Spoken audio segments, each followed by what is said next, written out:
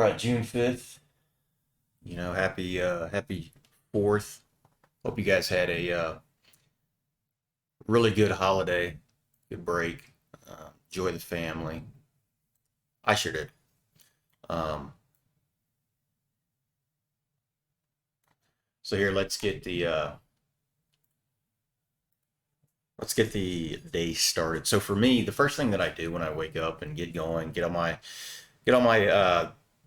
things open that I'm going to be using, get the computer set up, is I just check the markets.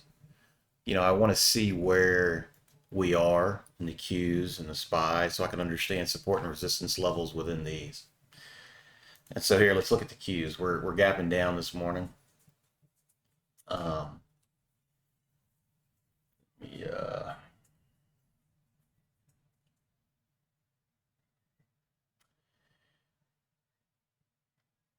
Does anybody know why we gapped up right here on uh, on June 30th? Does anybody know why the markets gapped up? So right here, does anybody know what created this gap?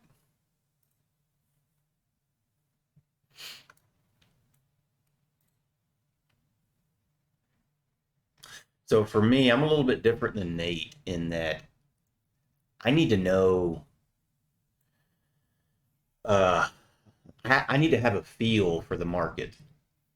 I need to know what causes what, you know, what news is affecting what, why people are buying, why people are selling, like why are we gapping down today? Nate can just look at a chart and decide what he's going to do. Um, yeah, so we had some news, right? 6 month in, Alan. Maybe that was some of it, but usually that's people buying into companies that were doing well for the quarter. But we actually had news. And does anybody have a website that they use to keep track of news events? Like, can anybody tell me a news event that's going to happen today? Is this the stuff you need to keep track of?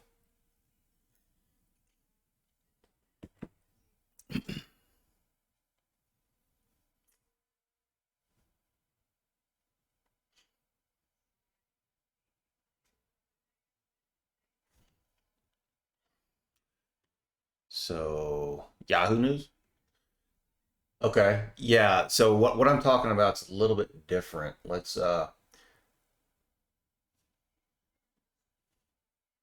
go back to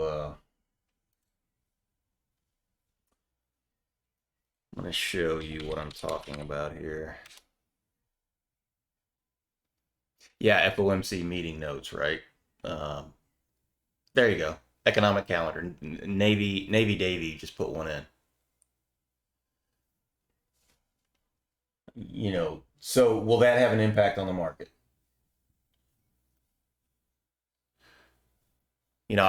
I use this right here. Well, let me put it in.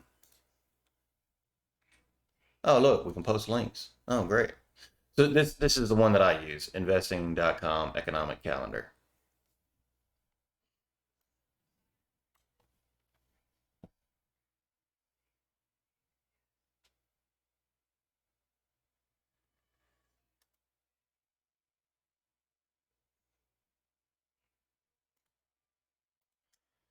So let me see if I can do this here.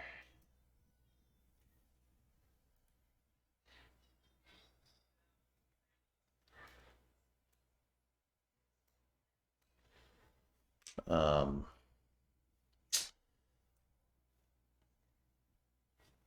let's see.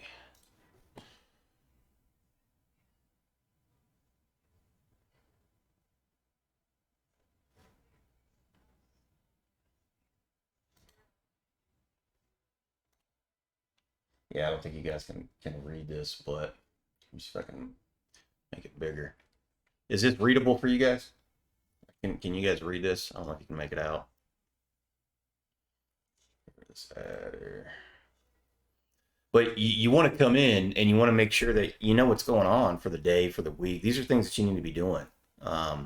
We've got FOMC meeting notes coming out at 2 o'clock, and that's going to have an impact on the market. You know, if there's gonna any new information comes out that wasn't out from the, you know, when Powell talked, right? So have something that you check every day, every week to know, hey, this is what I'm looking at. So if you look back on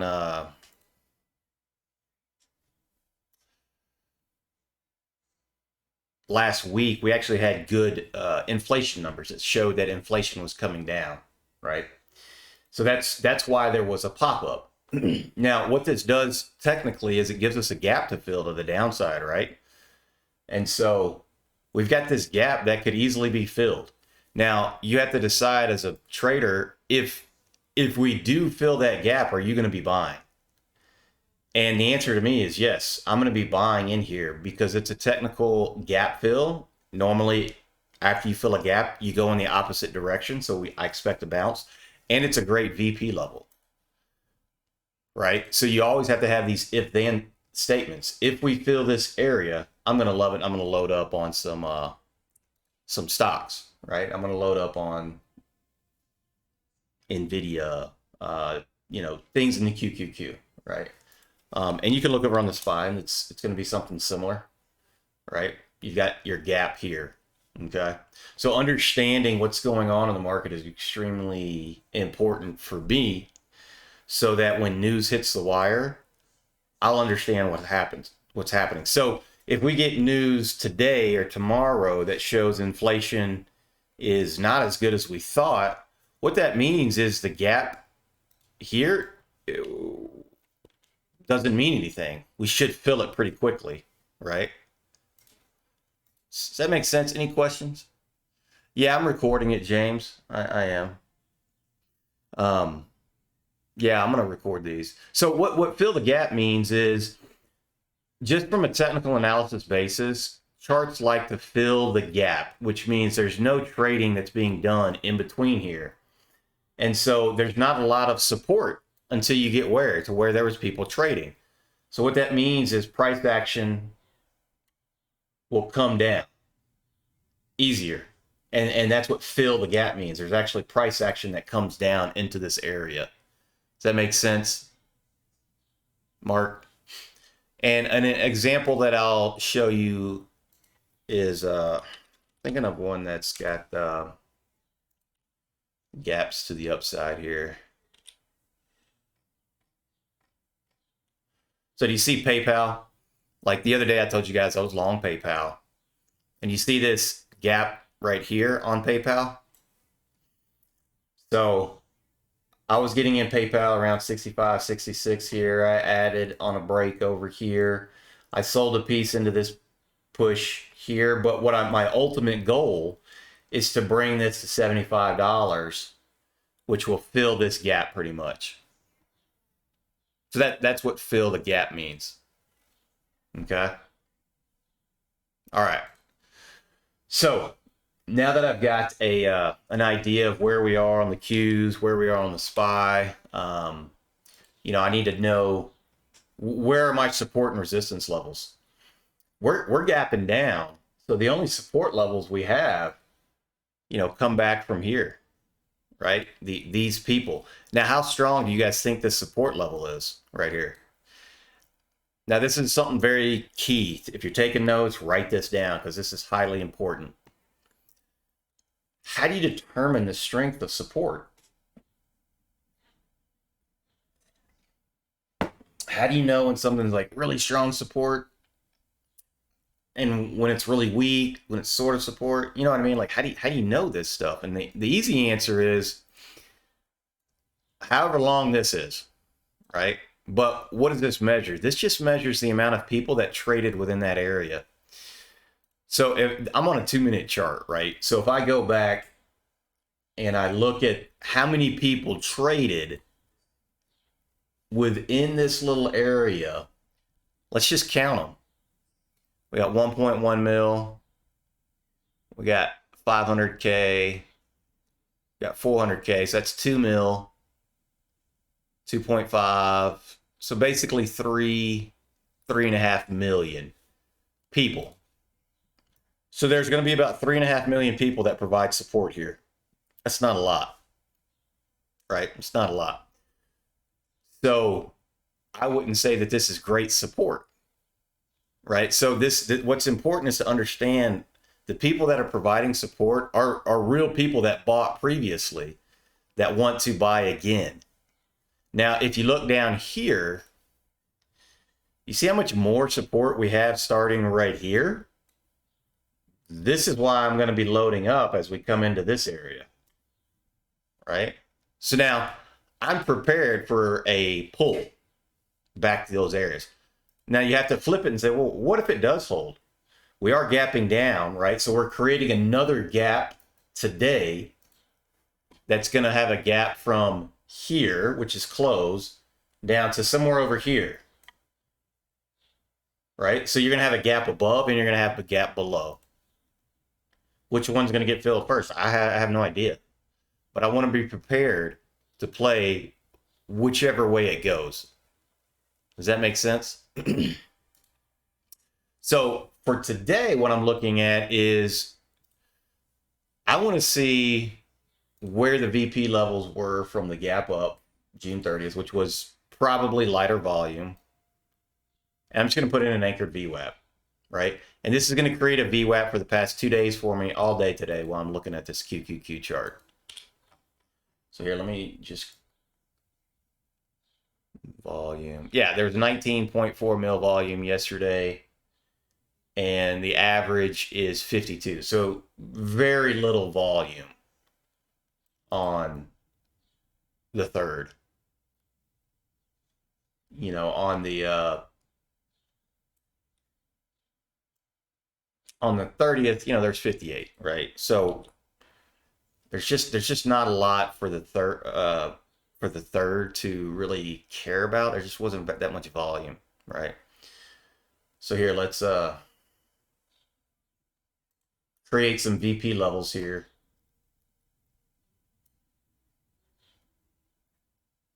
All right.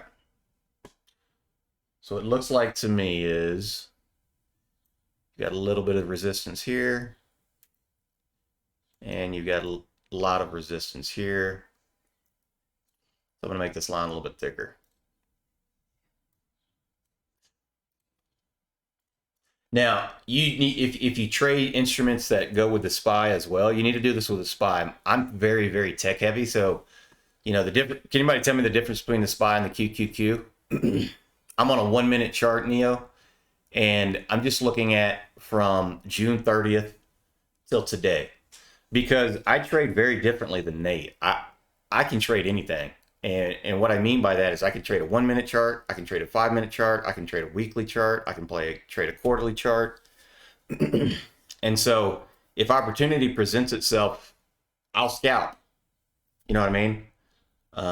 Like at the open, if it looks like we're having strength, maybe I'll buy something for a gap close because we're gapping down. Here, let's give you an example, like NVIDIA. If NVIDIA is showing some strength today, AMD got an upgrade, Wolf, some news for semiconductors. You know, we could take this from 420 to 424 pretty quickly on a gap close on NVIDIA, right? And I'll trade that, right? And so point being is the reason I'm doing the Qs is because this is what I pay attention to more than anything. Yeah, James, it's live. So for those that are arriving a little bit later, you know, what I'm doing right now is just kind of showing you how I prep my day.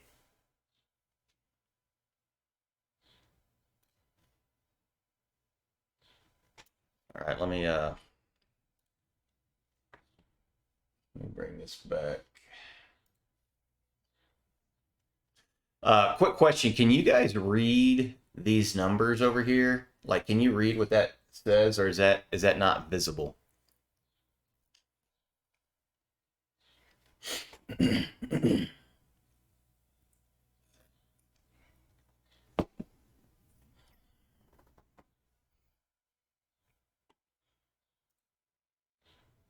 You can? Okay, great. Excellent.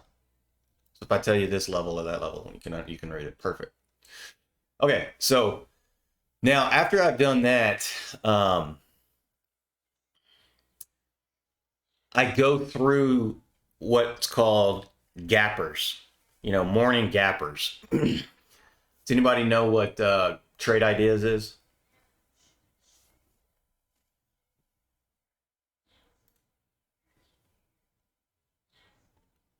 So what Trade Ideas does is it just shows you what's moving in the morning, what's going up, what's going down, and it helps you to prepare. So one of the morning gappers this morning moving up is Wolf.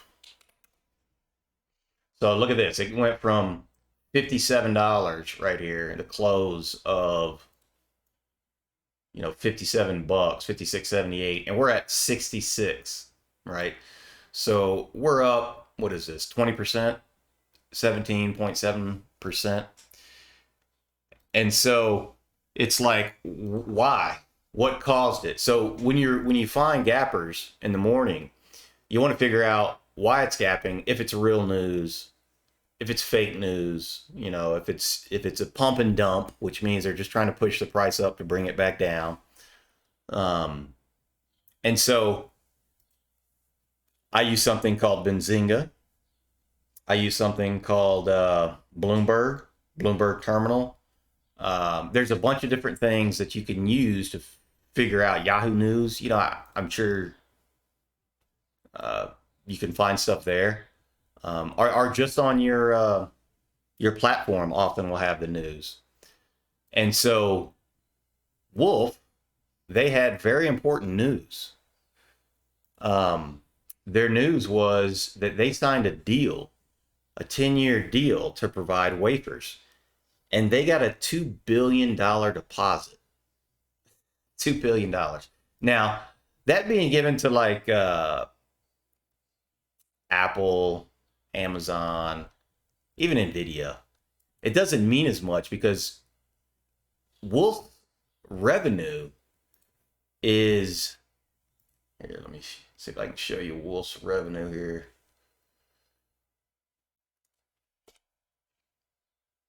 So I'm going to earnings and I'm looking at their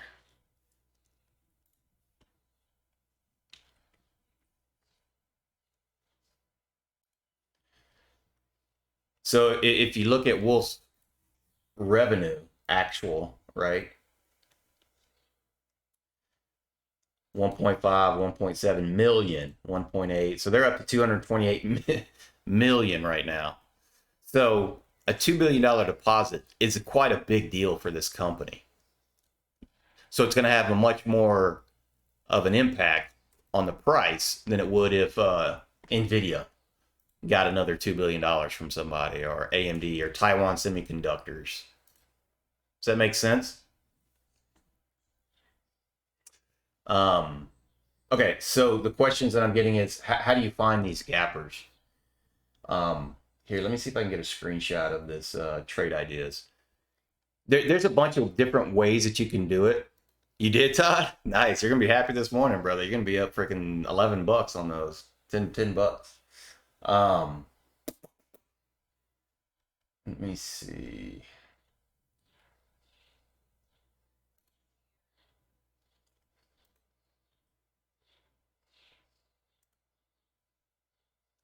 Here, I'm gonna try to figure out how to show you what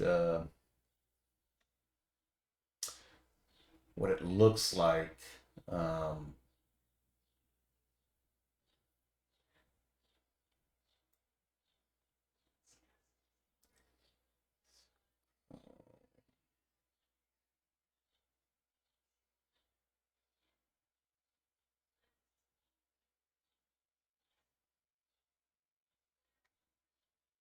um,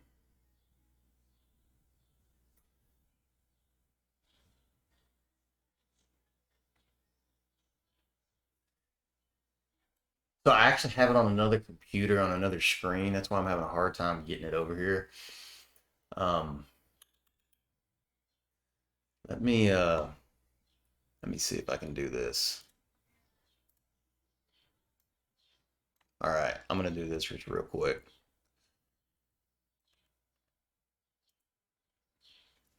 All right, can you guys see this? You guys see what's on my screen right here?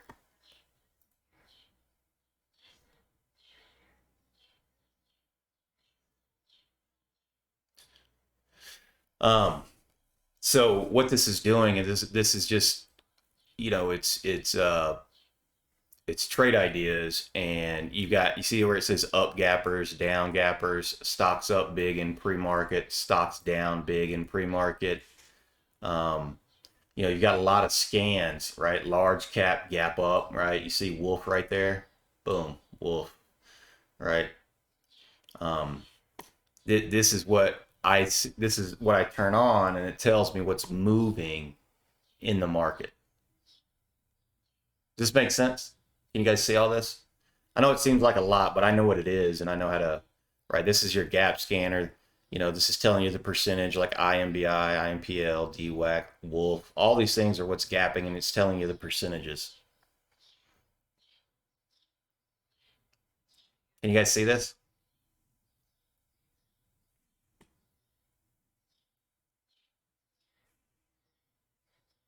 Um, did I lose you? Yes, yes, yes. Okay, there we go. It's trade. Yeah, it's a paid service. It is. It's a paid service. I'm not sure how much, honestly. I don't know. Um, can I share this page? I don't mind sharing trade ideas in here. Like I don't know, you know, the best way to do that, but no, this is just something. It's just called Trade Ideas. Yeah, if you go to Trade Ideas website,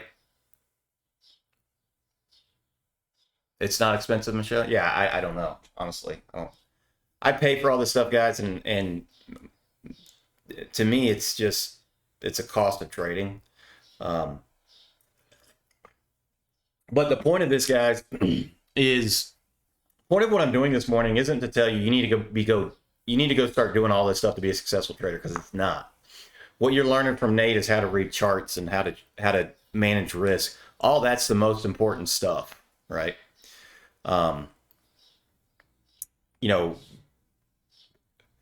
what I'm showing you is somebody that's been trading the markets, literally watching charts from 4 in the morning till 1:30 in the afternoon, because I live in LA.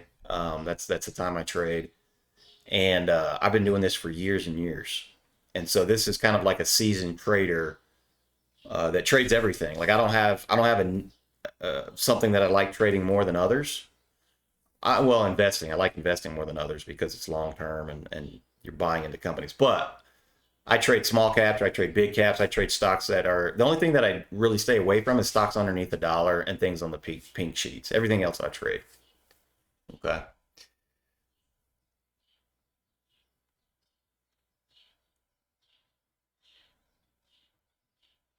I use Trade Ideas, so I think if you load the cloud to share, yeah, yeah, I can do that, Michelle. Yeah, yeah, I know how to share. I know how to share from the cloud. Yeah, I can share all kinds of stuff, and I'll show you the scanner that I use for market hours as well, because there's scanners that I use for pre-market, market hours, and then post-market. Okay. All right.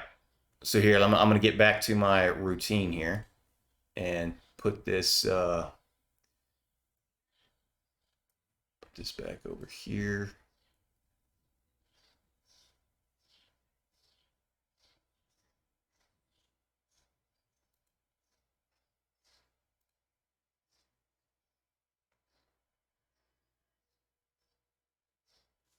Okay. And just FYI, a lot of times when I'm trading, I will I'll go silent, and the reason being is because I have somebody speaking in my ear, giving me news feeds, right? So a lot of times I'll be in the middle of a sentence and then I'll just stop because somebody's speaking in my ear.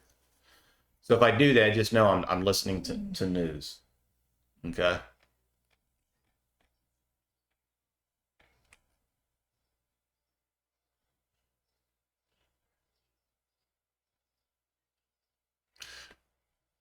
Okay, now.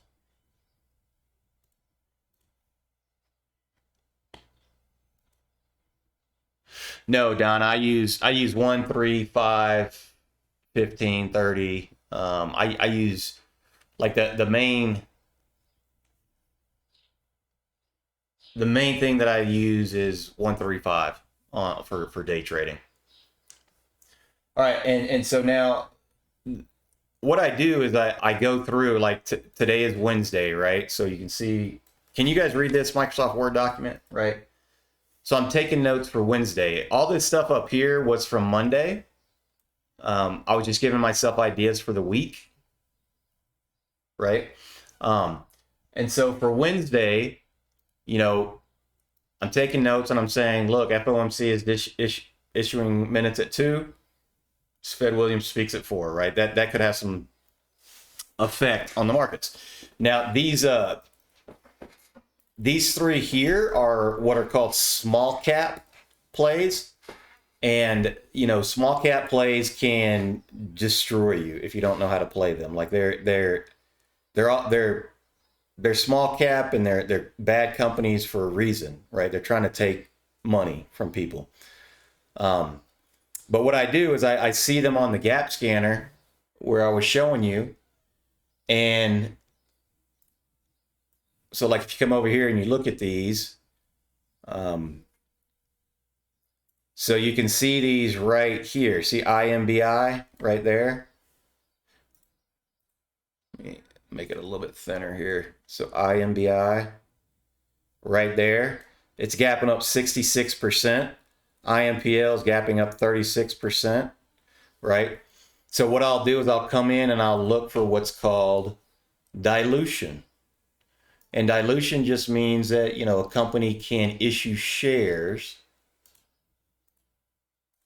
and what that shares will do by issuing shares, they drive the price down. And I don't want to trade those. So I have no small caps this morning that I want to trade, right? So that kind of eliminates that. Sometimes there'll be no dilution, and then I'll want to trade those, and maybe we get one tomorrow. So that's the small cap. All right, now the next thing I do, Rivian I've got on here is continuation. We'll go over Rivian. What's up, Nate G? I've got some questions for you, Nate.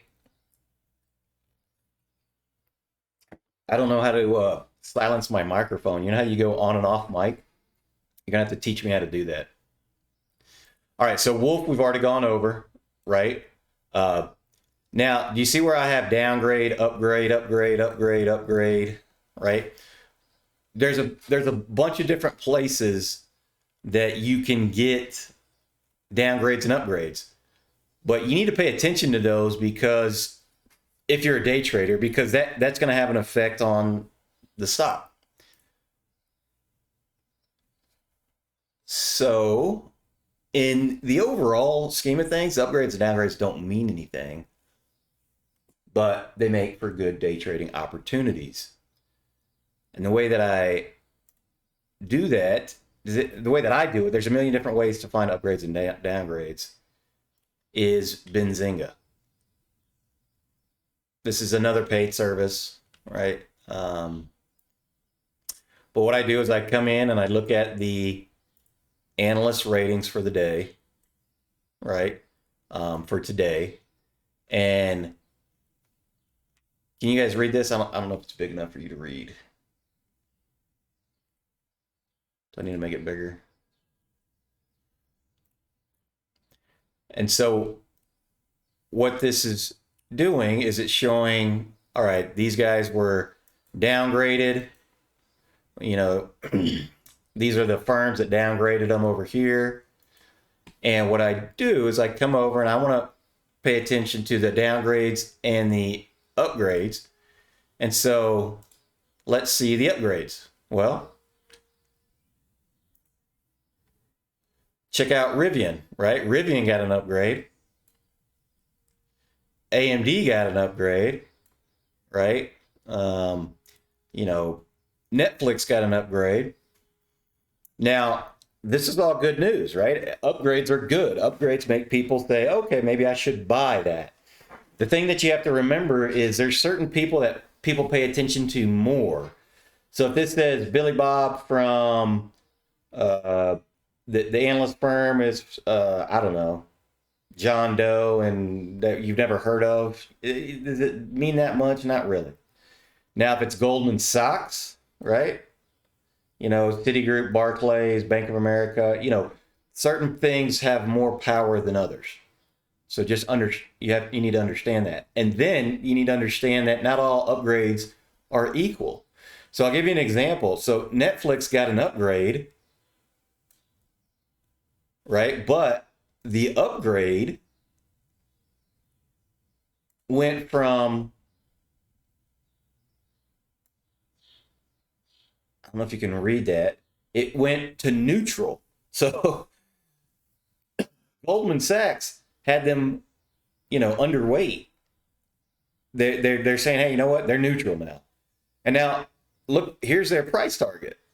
It's 400. Well, what's Netflix at? Netflix is it's like at 420 or something like that, right? Let me see. 450, really, 444, right? So Goldman Sachs a little bit behind on the curve here on Netflix. This is why it really doesn't matter, because it's like, come on, Golden, you should have upgraded them a long time ago. But anyway, point being is there's difference in upgrades. Now look at Rivian, same thing, upgrade to neutral, raises the price target to 18. It's already over it. But look at AMD here. AMD got an upgrade to outperform. They raised their price target to 150. AMD's at like 116. So we've got some room there, right? Does that make sense? What I mean by certain upgrades and downgrades, that they're not all the same. And so it's important to keep notes on that for the day so that you understand what's happening. All right.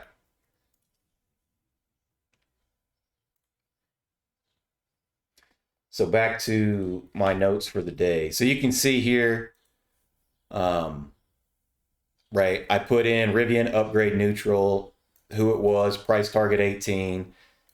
AMD upgrade outperform, Northern Capital Markets. Who the heck is Northern Capital Markets? I don't even know who that is, but great.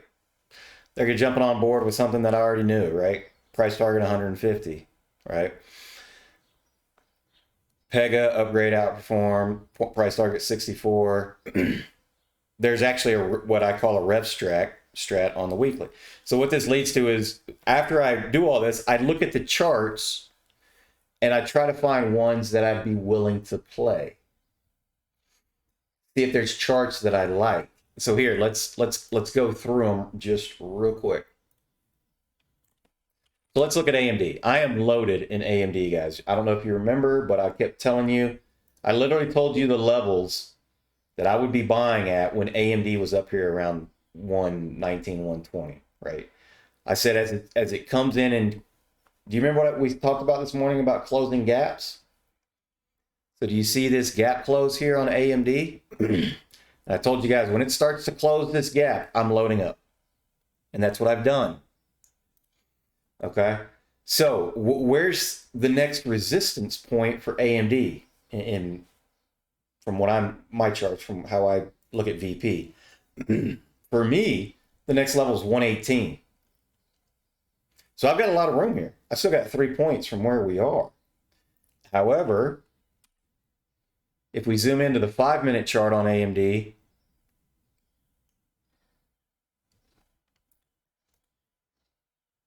okay, thank you, Nate. You can see there's actually a little bit of a gap right here that we need to fill to the downside. There's also another gap to the downside that needs to be filled on AMD. So maybe we need to fill those gaps before we rip up to that 120. I don't know. But I'm willing to play it either way. And I've already taken some profits into this push that I can use as ammo to reload if AMD pulls back. Now, we need to create an if-then statement that allows us to play it if it doesn't pull back. Let's say the market's strong today and AMD starts ripping. Well, Nate wouldn't play it unless he was already in it, or it creates like a 5-minute TTM. That's just Nate's way of playing. and that's how he's learned to make money. And there's no wrong or right way to make money. The goal is just make money, and if you can do that, that's all that matters. So for me, the if-then statement is I'm looking for a setup that fits in my edges to play. And what I'm seeing here is, let me go to the daily here.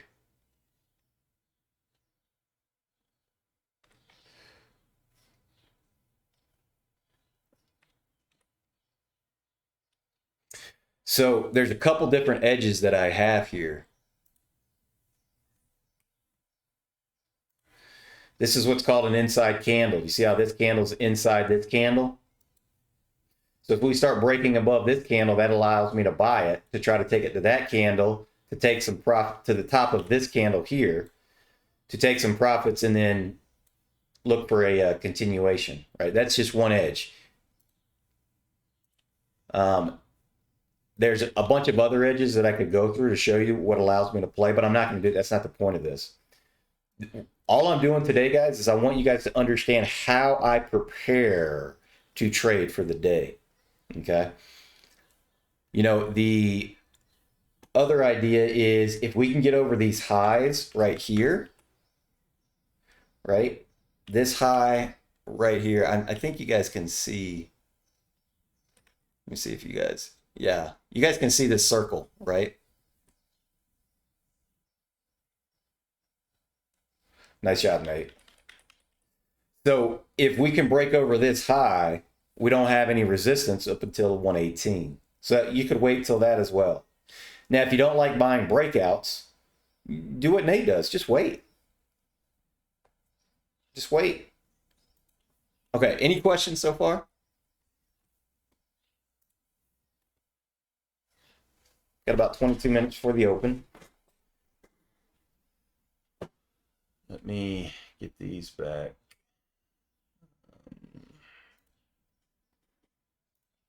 Transition back to my chart here.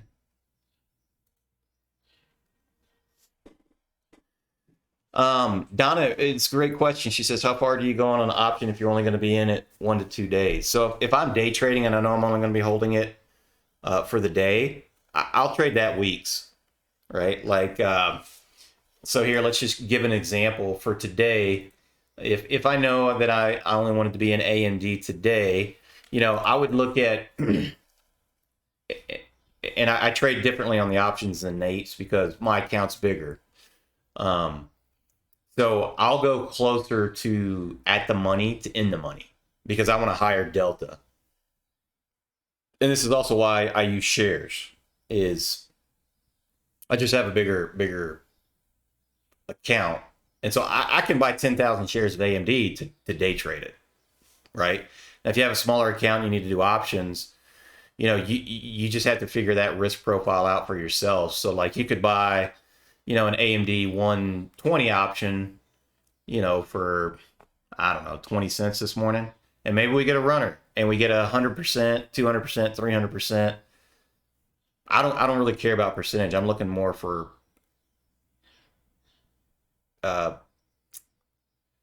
what's the word? I'm looking for higher delta, which actually makes me more money. I may get a 50% winner, but it would be much more money than a 300% winner on another option. Does that make sense?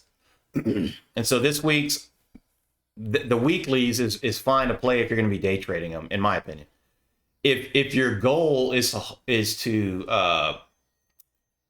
if your idea is to play, you know, for a couple weeks or whatever, then I actually start buying the monthly. So I'm loaded up in August 18th on AMD because I wanted to hold this through July.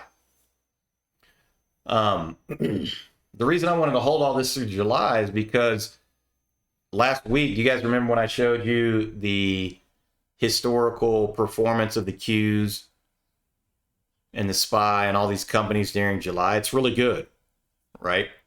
And so it depends upon your setup.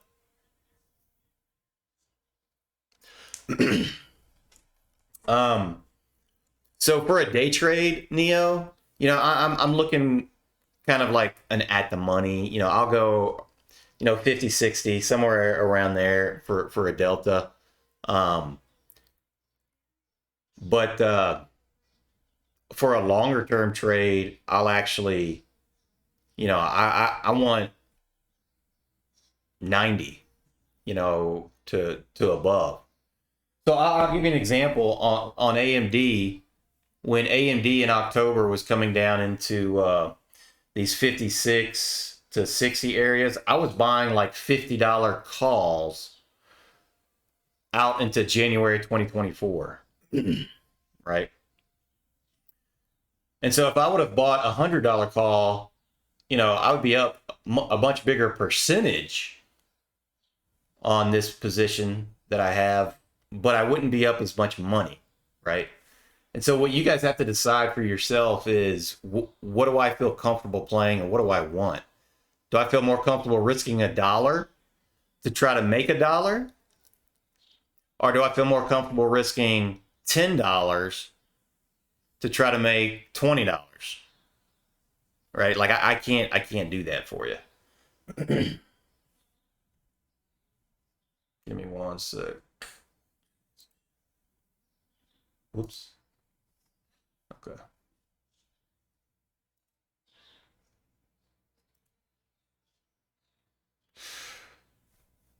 Sloan, yeah. So main time frames that I use is the daily chart, right?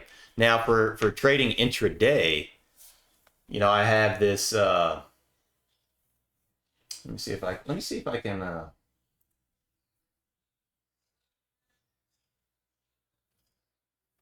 if I can show you something. Why?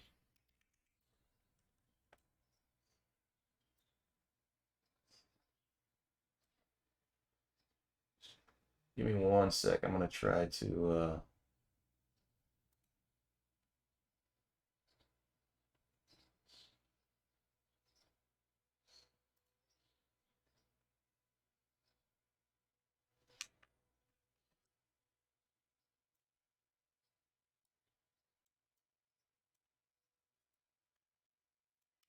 try to size this in so you guys can read it.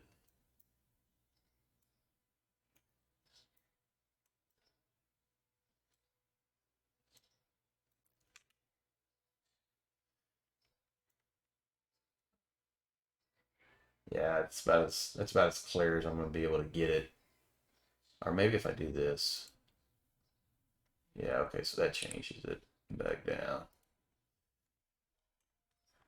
So I think the best thing to do would be actually just to go to full screen and maximize it.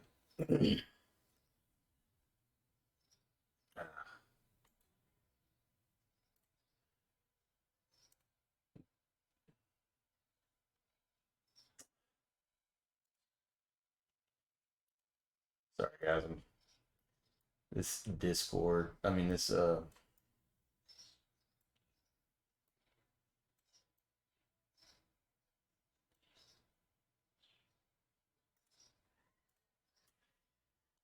hmm.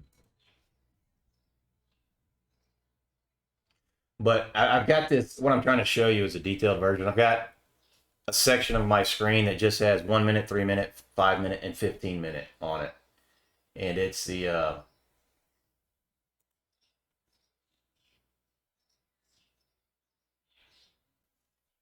it's the lower right side of my corner.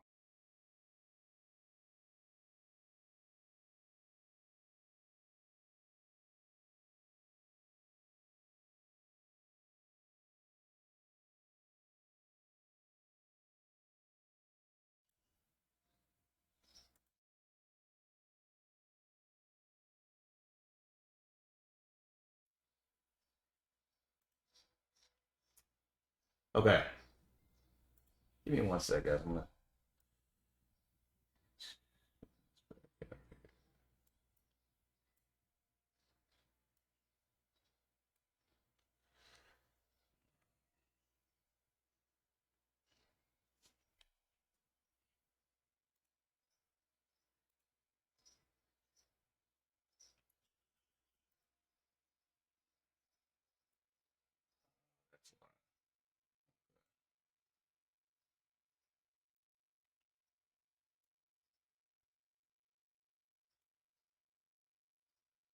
Okay.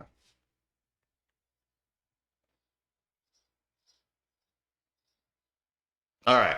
So here, guys, just we got 14 minutes here, so let's set up some plans real quick. Um, so Rivian, right, is pushing this morning. It's continuation from good news. Um,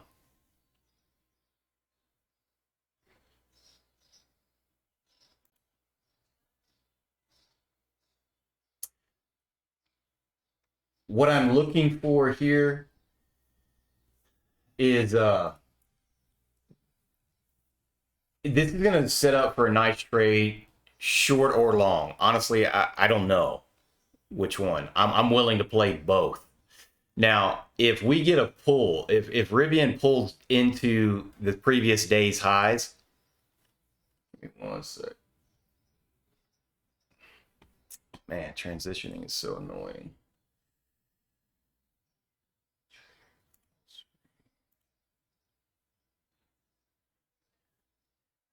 Okay. So you can see the VP levels here. If we start pulling into this area on Rivian, I'm definitely going to be a buyer, right? So if we get a pull to here, I'd probably even try a gap close, right? Well, let's say Rivian doesn't pull to gap close. Where are you willing to buy? For me, I'd be willing to scalp a pre-market high break, right? So these are my levels, and I'm gonna change this color just so I know that it's a pre-market. So this is what I'm looking at on Rivian. Okay, just straight out the gate.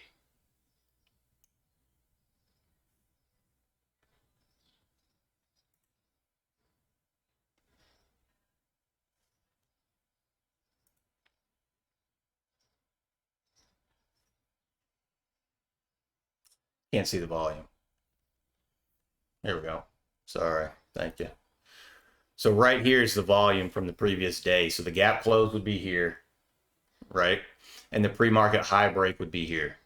So for me, that's what I'm looking at on Rivian. I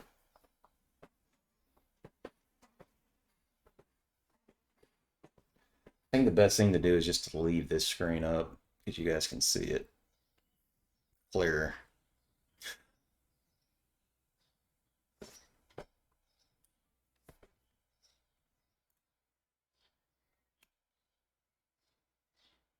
Okay, so that's my daily breakdown of what I'm looking at.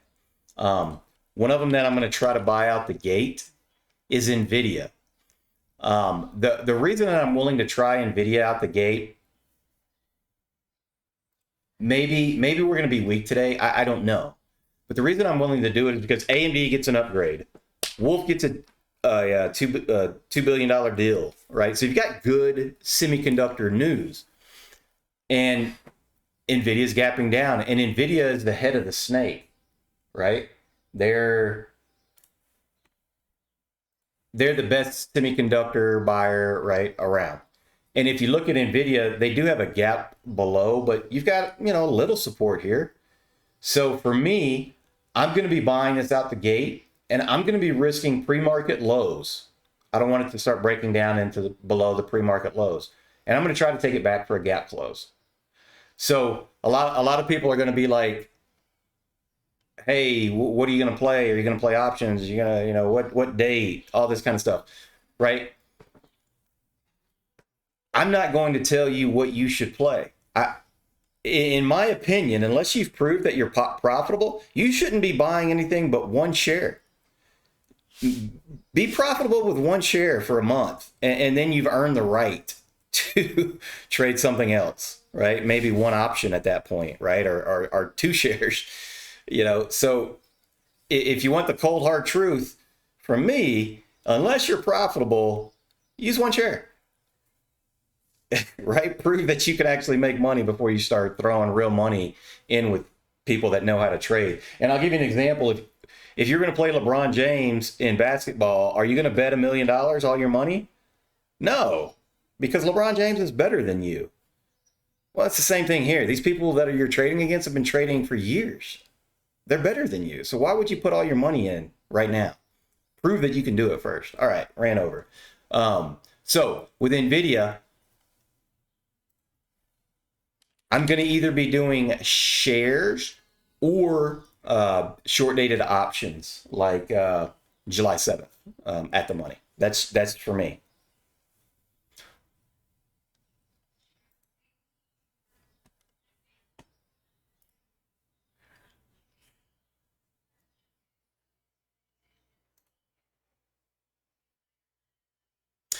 Dave, can you repeat what you said of play here if then? So what I'm looking at just right out the gate on Rivian is if we pull back and gap close, start pulling into the 20 area, 19, you can see the gap close line is this, I forget, you guys can't see this one.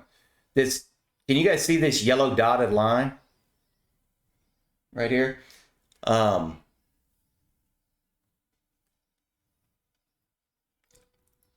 That's the gap close. So if price starts coming into this 1960 to 1920 area, that's a buy for me, right? I'm going to try to buy that and try to bounce it. If we break over this 2120 straight out the gate, then we're going to break pre-market highs and we'll continue to squeeze. There's going to be a lot of people shorting this today. So if we can squeeze them, great. Okay, we got about 7 minutes till market open. Another one that I'm going to put on the radar for everybody is Meta. I'm already in this. Meta had some news about, putting a competitor to Twitter, right? Maybe that gives us the pop. One of the things that's been frustrating with me on Meta is this 288.94 area, rejected once, twice, 3 times, 4 times, 5 times, 6 times. 6 freaking times this thing's been rejected. Like, come on. So I'm loaded in Meta and I keep waiting, but it's just not going. But if you look at Meta, you've got a gap fill all the way up here, right, at 320.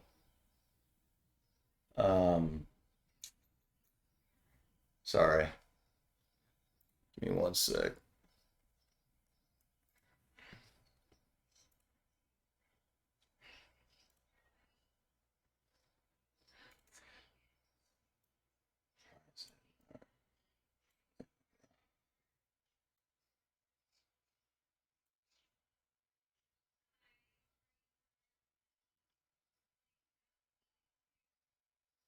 No, it's not Instagram, Sloan. It was something else. Does anybody know what it was called? It's something else that he put out was a competitor. So what I want to show you is my main screen has a lot of charts on it, and it can be overwhelming. But the main point I wanna put here is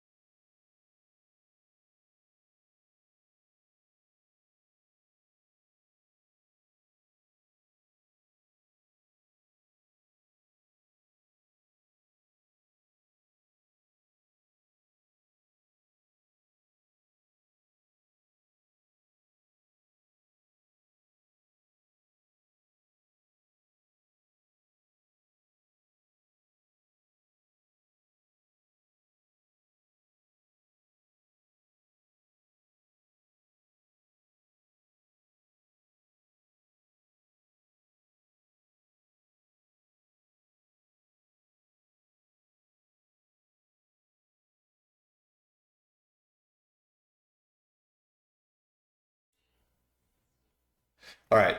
Sorry about that. I was muting my mic and it worked, I think. All right, so the whole point of today was learning how to prepare for the morning.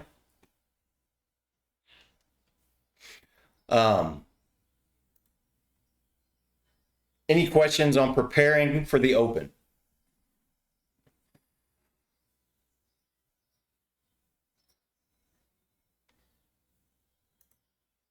Oh, Threads uses Instagram subscribers. Nice. Did I lose you? Okay. I'm sorry.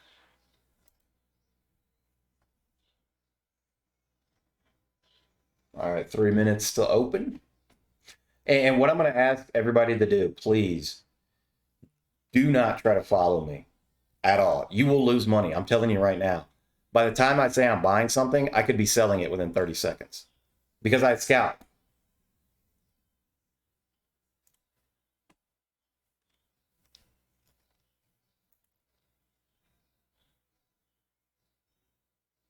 VJ, there's a bunch you can go to. I use Benzinga Pro. It's a paid service, but there's a bunch of free services that you can go to. There's actually a guy on Twitter. Does anybody use Twitter? Twitter's great for finding stuff with stocks because it's here. Let me see if I can find them real quick. We got 2 minutes. What's it? I think it's Delta One. I think he posts upgrades and downgrades every day. I think that's his. Anthony, that's a great question. If there's enough pre-market volume, like on Wolf, there's been a lot of pre-market volume. I'm willing to play it in the pre-market. If with other stocks like Nvidia, I don't want to play this in the pre-market. You know, I want to wait till market open. Does that make sense? So it just depends upon the amount of volume. And if today's weak, guys, coin got a downgrade, right? If we have a weak day, then you need to flip to shorts. And coin got a downgrade, and it's actually got a lot of room underneath as well. So maybe that's a good short down to 71. So you see how weak it is? So the point being here is I'm prepared to do long, shorts. I'm prepared to not trade at all. I don't care what happens. Only thing I care about is making money. Right?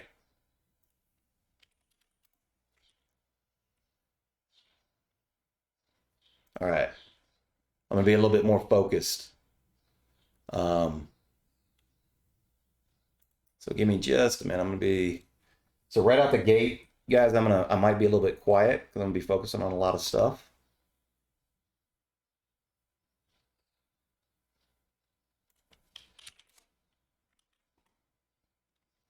So AMD, Rivian, AMD.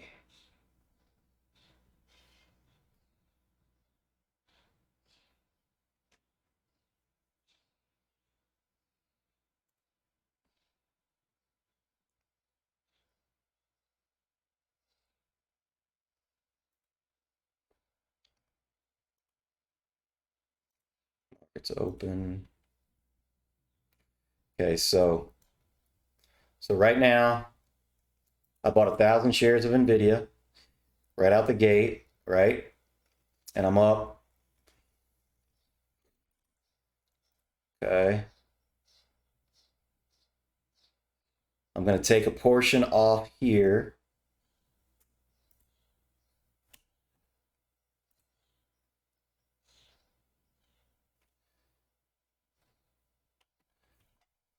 Okay.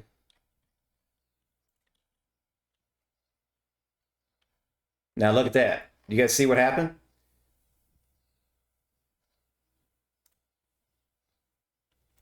Another portion off here. So do you see how quickly that was? See how quickly NVIDIA just paid me $5, right? In 2 minutes, right? I'm out. I'm out of this trade. I'm done. Right? So I bought 1,000 shares.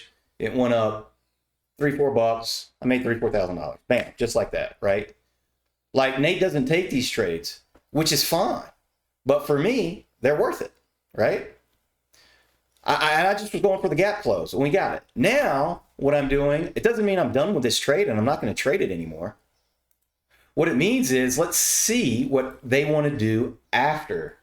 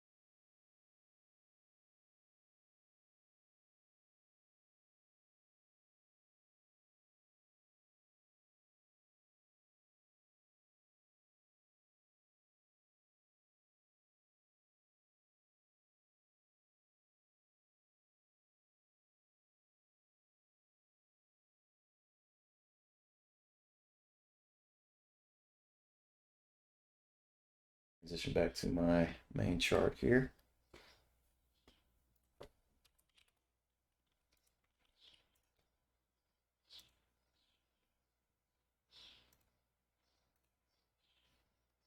All right, so Rivian giving us a pull. Wolf giving us a pull here.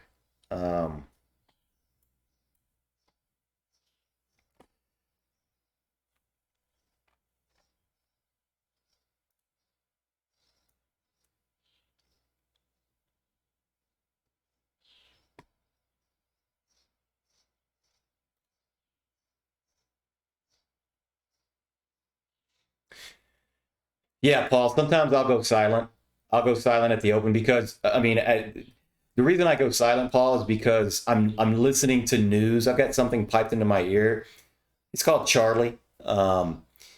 He he just gives you news, right? And he just speaks. Um,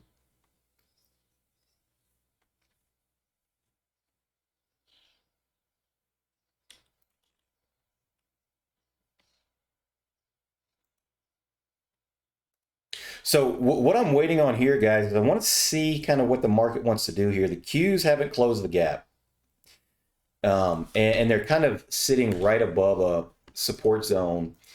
And if if we do want to push up, I think we're going to get a good play, a good setup in a longer term idea that I have here in shop. Right? You see, this is a daily TTM. This is one of Nate Bear's setup. I'm actually going to take a shot at this shop right here.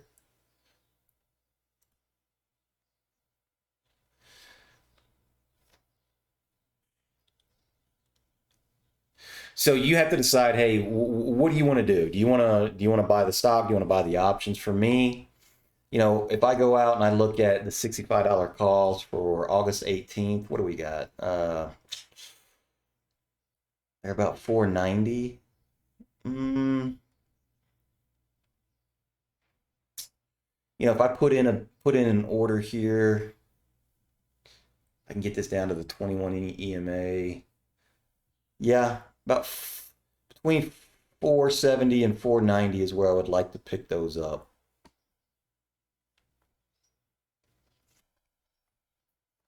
Hey, Andrea, can you ask me that again in about 20 minutes once the open kind of settles down?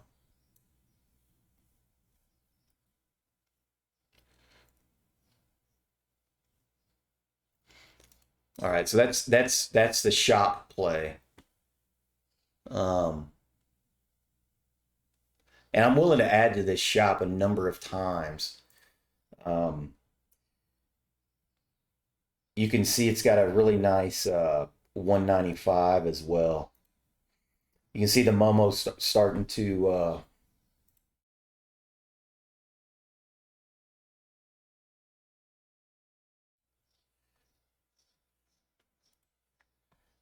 Momo starting to switch here, right? See it? So let's see.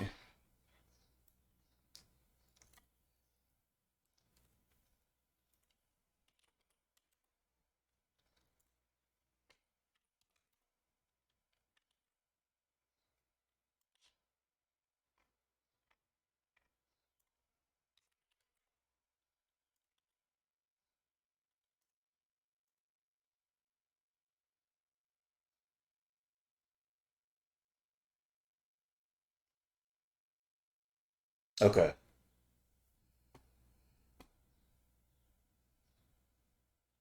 Can you guys hear me?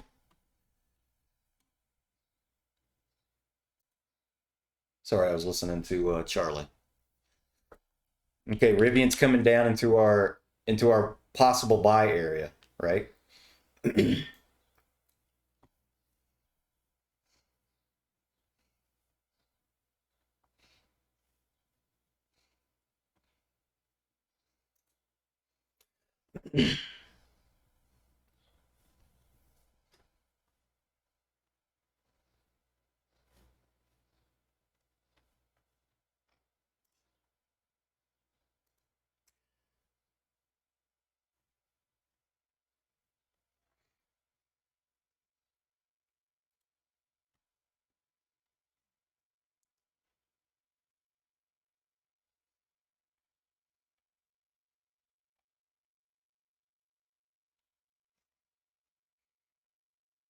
So I'm quiet on purpose right here, guys. Um, the Qs are hitting a level of resistance here, which should pull it back. This 369.97 area, 370, and I want to see kind of how we react to the rejection. He's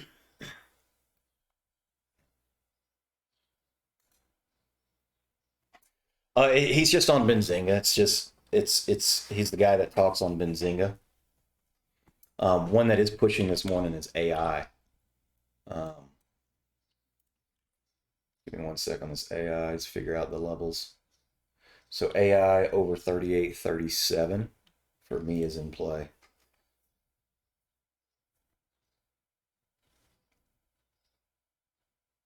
So it looks like we still got some dip buyers willing to buy, right? So taking a shot at anything that was strong today.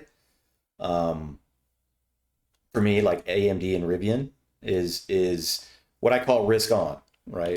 It's I'm willing to do it. Um,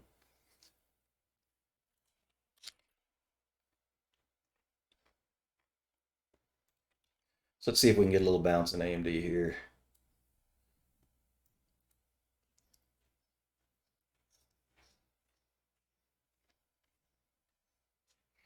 Go. So the only thing I'm doing on AMD is just shares right now. My risk level on this is 116.50, right? So basically all I'm doing right here on AMD is I'm risking, this is just a quick day trade. I'm risking, like 20 cents to try to bring this back to 117, 20, 25 areas. So this is a partial profit. So I'm taking half off right here. Give me one second.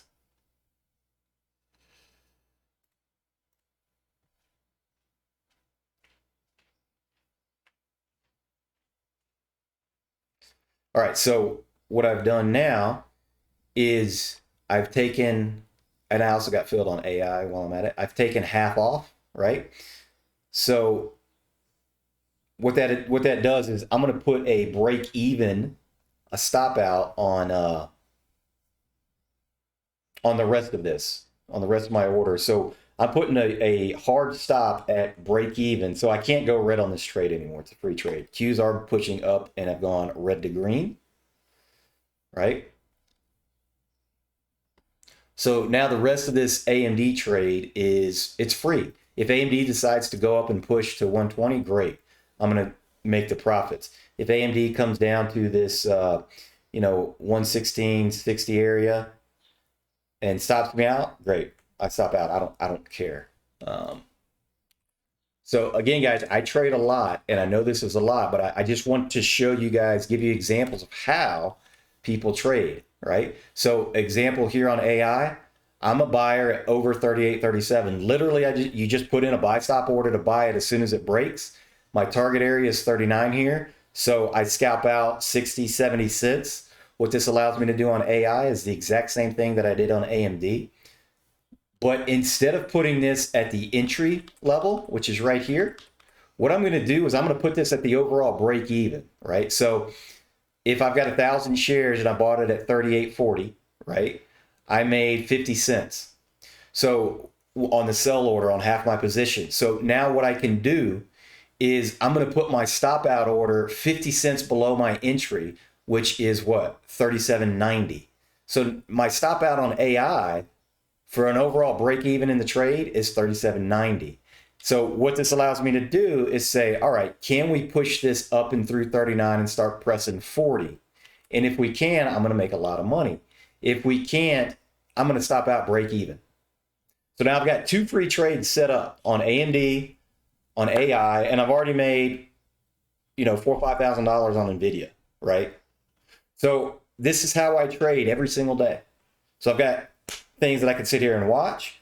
I've bought into a longer term trade in shop, right?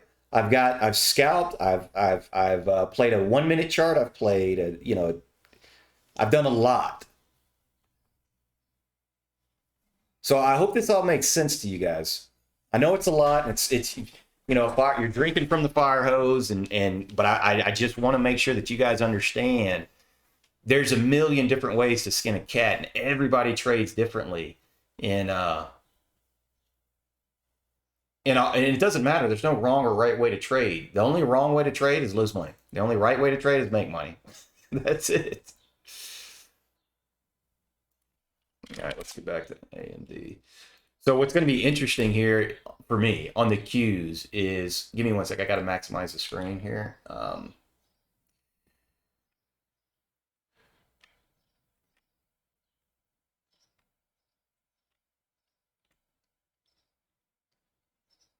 Yeah, I mean we're over a pretty key important area on the Qs. And what I'm looking to see here is if it's a liquidity chase.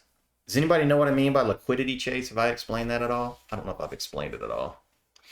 But what a liquidity chase is when the market makers either bring it up or bring it down to stop people out or to get people in. So if they're trying to get people to chase, right, because we break above this 370 level, which is a key level, people start buying just to dump it on them, right? I don't know if it's a liquidity chase. I don't know if it's if it's real demand. Like, I have no idea. We don't know, and we won't know until price tells us. And this is why you just have to take shots and risk control. And if it works, great. If it doesn't matter. You've risk controlled. All right, we're about 15 minutes in. So what this means is you've got your first 15-minute candle being formed. So you can go back and you can look at 3 candles on a 5-minute chart, 1 candle on a 15-minute chart, right? Now there's something called an opening range break that I like playing. And what that means is, do you see how AMD's put in this first 15-minute candle? If we break above this open range, which the high of this candle is 117.66, if we break above that, then I can buy. I can buy again because I think we're going to push up to probably 118.50, maybe 119, 120. But that's just another edge that I use. It's just open range break, right? So here, let's look at NVIDIA, because NVIDIA looks like it might want to do this. So NVIDIA's high is 426.30.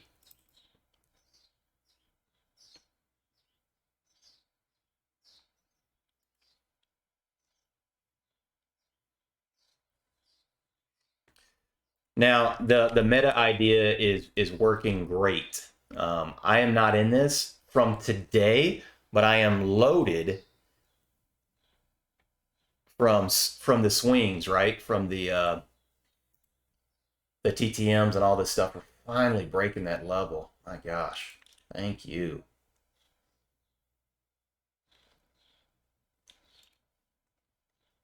So here, let me show you guys something. You remember the level 288.94? It kept rejecting off that level on Meta. So I missed the breakout buy, right? As it went above. Why? Because it broke out over that level like 5 times and then failed. I didn't want to buy the breakout because it had failed so many times. You know, I could only buy a breakout that fails a certain number of times until I get sick of getting burned, you know? So now that we've actually broken above it, what do I want to do? First thing I'm going to do is I'm setting an alert right now if we retest that level. So I'm going to come in here, I'm going to put in create price alert. And I'm going to set this at really about 290.25 because that's when I want to start watching it. All right. And the description is going to be back testing former resistance, now support of 289.94. And I'm going to put a note in here. This took 6 times to break out of, which means it was hard to get over. Okay. So now if we get that's called a retest. If we get a retest of that breakout level, I'm a buyer.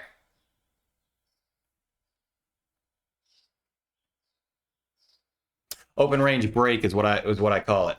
You can do above or below. It doesn't matter. Here, I'll give you an example on Rivian, right? If anybody picked this up at our levels between, you know, I said around 20 down to 19, you know, 60, 1920, that those were buys, right? But do you see this range that was created by Rivian? If we crack below 1978, you're definitely going to come to 1960, right? So that would be an open range break to the downside. But for me, there's not enough meat on the bone to try to short that. I don't want to try to short that for 30 cents or 20 cents. It's just not worth it. So you can do it to the top side or to the bottom side. It doesn't matter. It works both ways. Here, let's go through AMD. AMD will be a great one as well. So look, on AMD, the low of today is 116.10. If we break below 116.10, give me 1 second, I'm going to maximize. You're probably going to come down to 115.50. So you've got about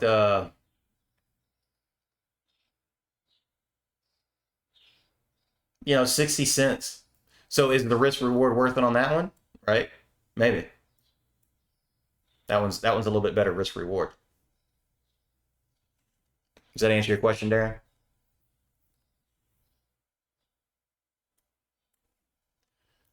Okay.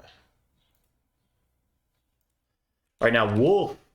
Remember Wolf, one that I was watching? It's starting to put in a little base here. Give me 1 sec.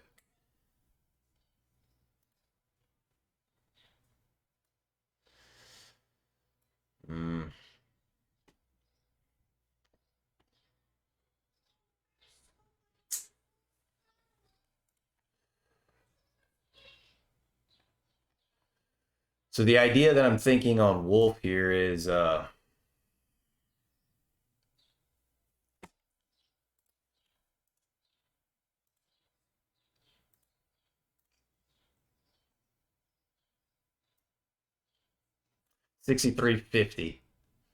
So I'm going to take a shot on Wolf, and my risk is 63.50. Okay.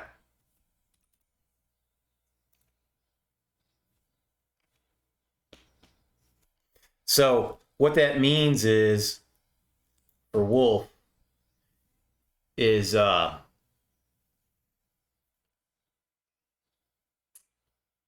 sec.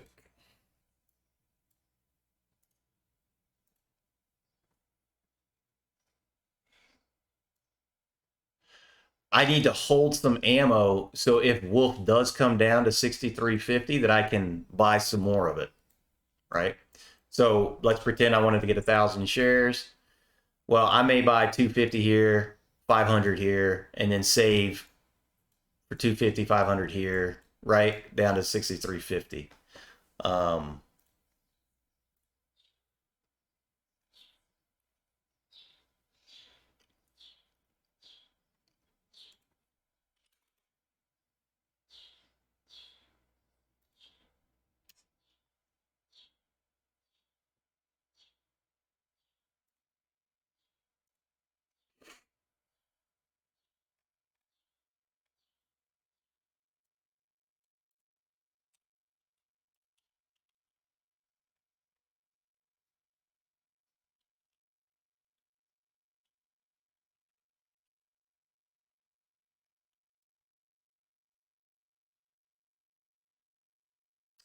so can anybody tell me what's important about this candle right here? This one that I just highlighted? For things that Nate has said and I've said that we pay attention to. Right, this is what's called an ICB. That's what I call an ICB. It's just an inside candle. That's all it means to me, right? It's an inside candle. So it's inside the previous candle, right? And so this candle's within this candle, which creates kind of some consolidation. And I look on those, I look for breaks to the up or to the down. And you can see we've already broken up, right? So we've already seen a little bit of strength to break to the upside. If this is a failed break up, what usually happens is we come back and break the lows. That's just usually what happens on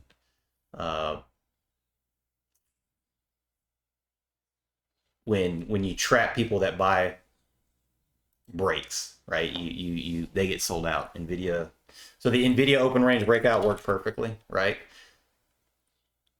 So look at this. So right now, if we play that Nvidia open range breakout, you're up, $2, right? So do you see how the open range break works? And here, just to look at it from on a 1 minute chart from the perspective from what Nate teaches you, right? You've got this flag pattern and consolidation, and then you break, and off we go, right?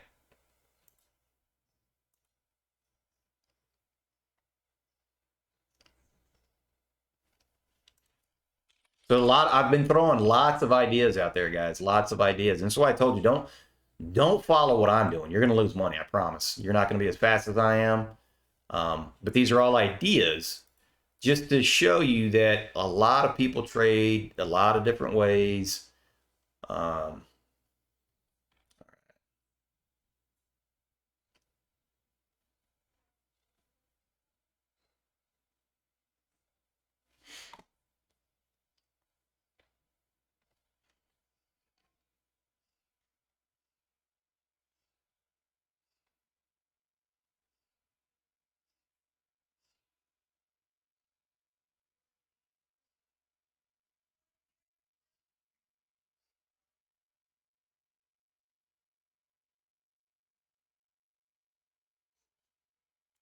you're looking at you.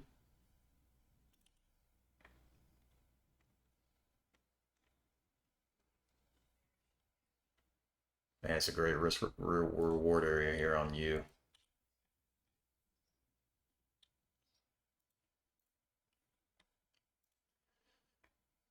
So from that news, Nate, this anchored VWAP's 42.50.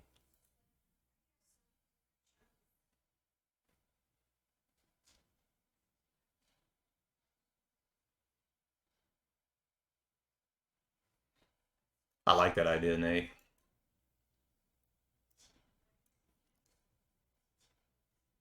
So an idea, an example of turning things into your own idea. Like I don't care what Nate's doing in you anymore. I don't care if he's playing in 30 minutes. I don't care if he's playing, but I know that you had good news. It's been strong, um, and I want to see where the anchored VWAP is. And so for me, the trade now on this would be the risk level for me is 42.50. I don't care what Nate's doing. So if I want to take a shot on you, I know my risk levels. I know what I'm my profit targets. I can set up my trade so that I can see whatever happens. It doesn't matter what Nate does. I don't have to ask Nate if he's in a trade. Did you sell, Nate? Did you buy? Did you buy more? Are we holding? This is my trade now. Does that make sense? All right, so we're about 30 minutes in, guys. And so for me, I like to really focus at that first 30 minutes to catch these scalping plays, and that's done, right? We're about 30 minutes in. Doesn't mean that opportunities aren't there, but okay, now I can start focusing more on chat, answering questions, going through charts, looking at longer time frame setups like shop. Um, so does anybody have any questions? No, it's mine, Nate. It's mine now. It's no longer yours. Thoughts on Adobe? I think I'm in Adobe.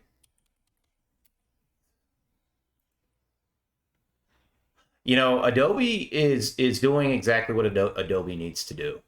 It's just consolidating. For me, you know, these buy levels are the 21 EMA here, right? Um, Gap down into it this morning. I think that was a great opportunity to buy. Um, so I like it. I love it. I like it. I love it. I want some more of it. Isn't that a song? That's some kind of song. Um, you know, your risk profile is however you need to set it up. But for me, I'm the 195. I'm playing the 195 TTM squeeze on Adobe.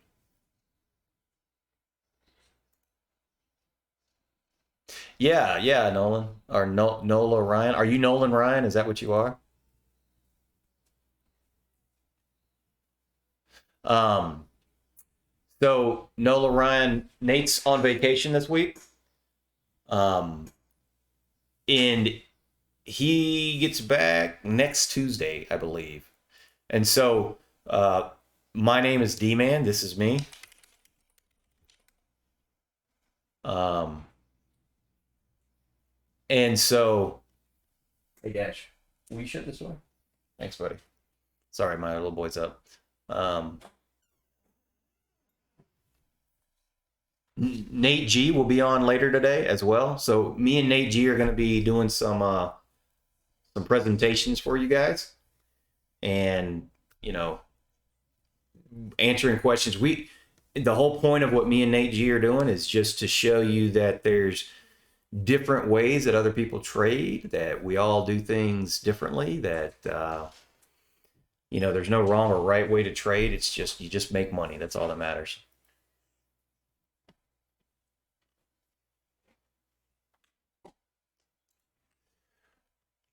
The schedule.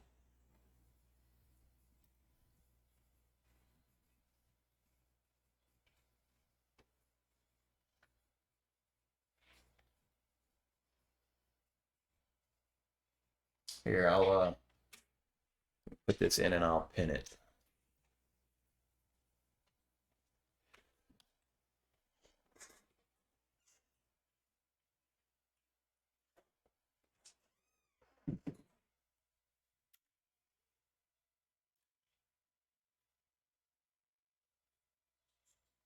All right, so there's the schedule for today.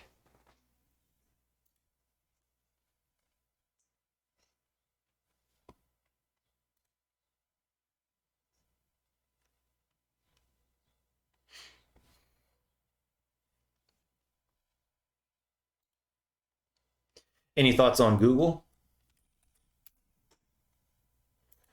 Nice, nice bounce here on Google. Yeah, so Google's one that I'm going to go over with you guys. I'm going to actually show you because I'm going to give you a little lesson here in a minute on VP.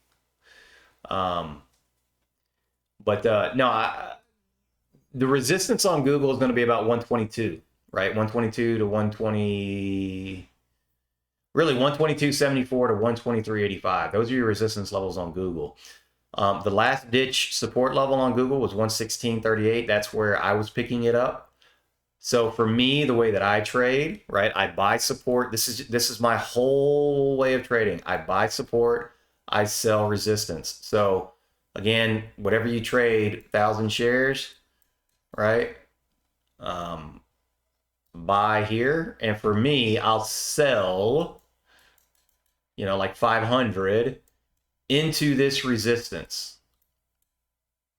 and then if it pulls back and starts to consolidate, I may buy more. If it breaks above and then retests, that gives me permission to buy back the 500 that I sold and more if I want.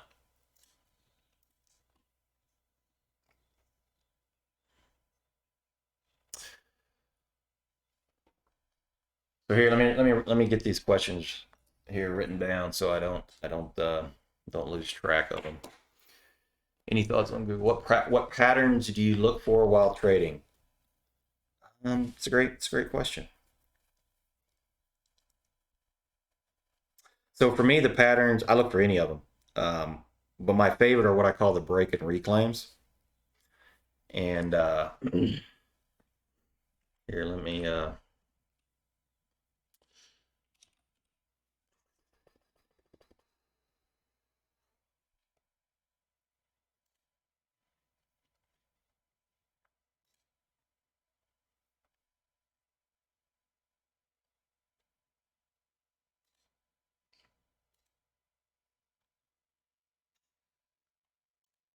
see if I can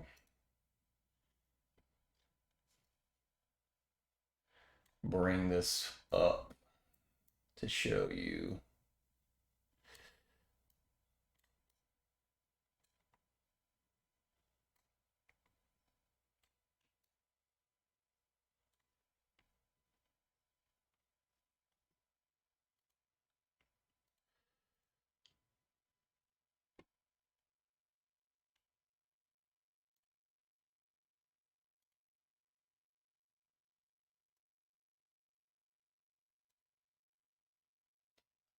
I'm trying to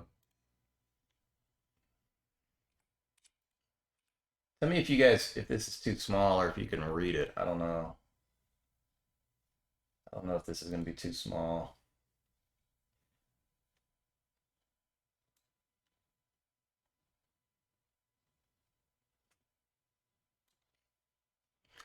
Can you read those?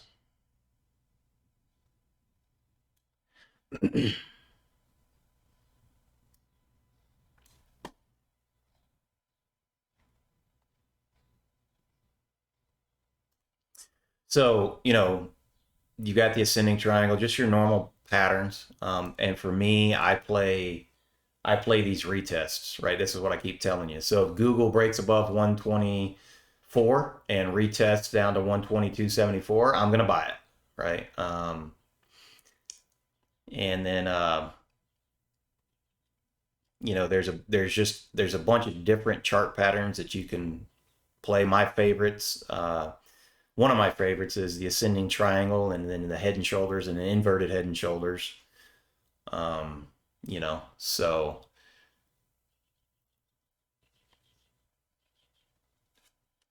Andrea, let me he may be on vacation, I don't know. He may be on vacation. But does that answer your question about candlestick patterns I'm playing for?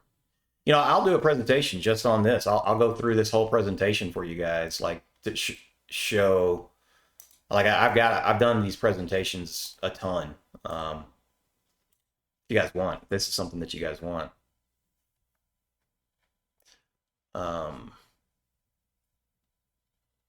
Okay.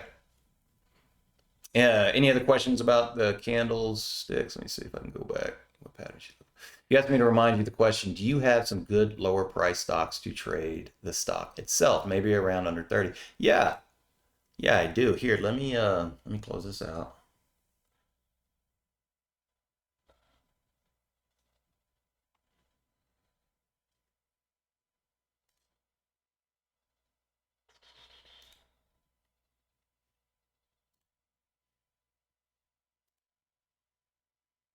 Okay. So, what I want to do now is look for some lower price stocks. Yeah, yeah, I'll give you the slides.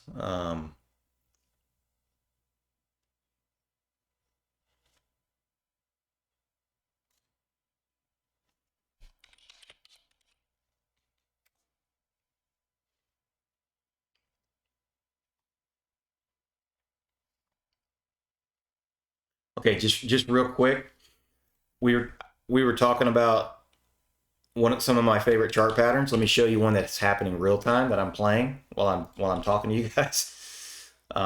It does make trading harder as you're teaching, but I've been doing it for a while. So do you guys remember my risk level on Wolf? Does anybody remember what I said my risk level was on Wolf?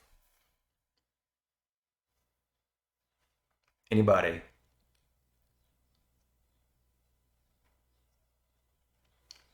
Let's go. Give me one sec.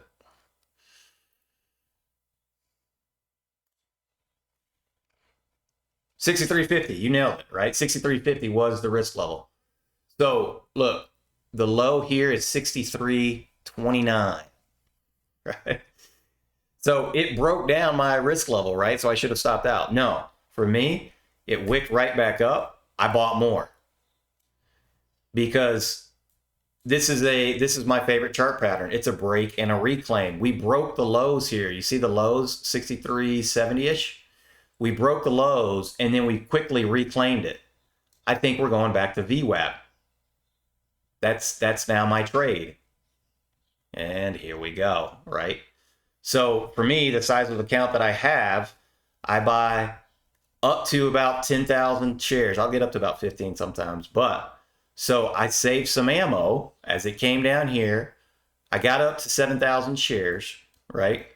And so my goal is to bring this back to VWAP, but I'm not holding 7,000 shares to bring back to VWAP. I'm selling some at the double top, which is right here at a high of 64.94, right under 65, right? So for me, having 7,000 shares, saying, you know what, I'm going to take off 3,000 shares here, and it calms that lizard brain, that scared brain, right?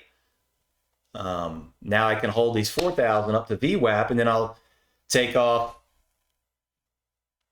and maybe leave 1,000 shares left, right? So like what I should have done on NVIDIA today and accidentally hit my hotkey to go flat, I should have kept, 1,000 shares or 100 shares, like 10% of my position, because look at the runner we would have had, right? I would still be holding at 421, and now we're up at 429. I'd have had almost a 10-point play, right? I didn't. I flattened out on accident, but whatever, it happens. So on Wolf, that's all I'm doing. I'm trying to calm the lizard brain to take profits on the way up, and hopefully, yeah, let's get it back to 70. That'd be great. Keep that 10%. Does that make sense? So that's your breakdown and reclaim. So everybody that was holding their stops at the low of day immediately got stopped out. Broke down, right? But buyer stepped up immediately and it reclaimed. So that's my favorite. That's what I love to see.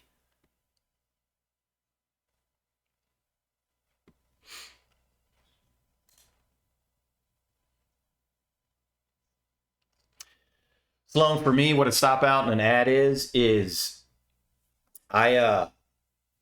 I rarely put in hard stops unless I've already it's already done what I've wanted it to do, and now I'm just letting it ride. An example is AMD this morning, right? That hard stopped me out because I played the bounce, I got the push up, and if it was going to roll over, hey, hard stop out, great. And another one was AI, that was a hard stop. AI is an example of one that's working to the upside, and I'm still in, and AMD hard stopped me out, right? But if I'm still setting up my trade, if I'm just getting in my entries, I rarely put in hard stops, because on day trades, the whole point of it of the market makers is to create liquidity, to bring people in and to stop people out. That's it. They're trying to chase people out and chase people in. And so you have to be aware of that and know what they're doing.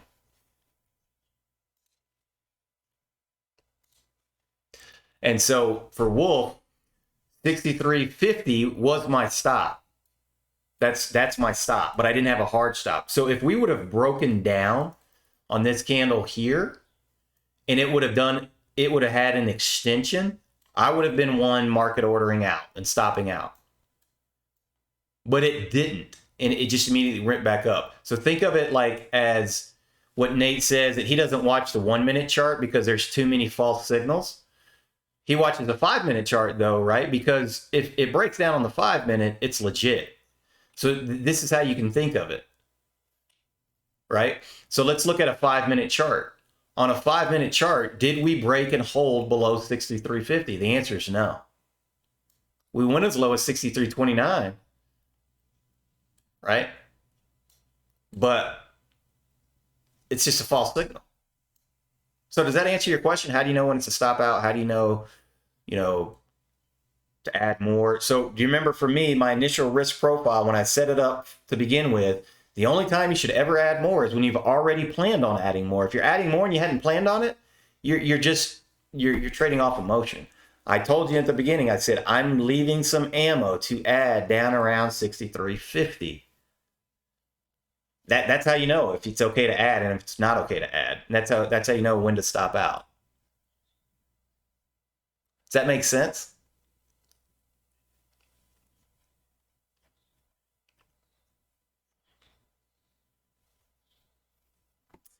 Give me one sec, guys. I need to do a little update here on.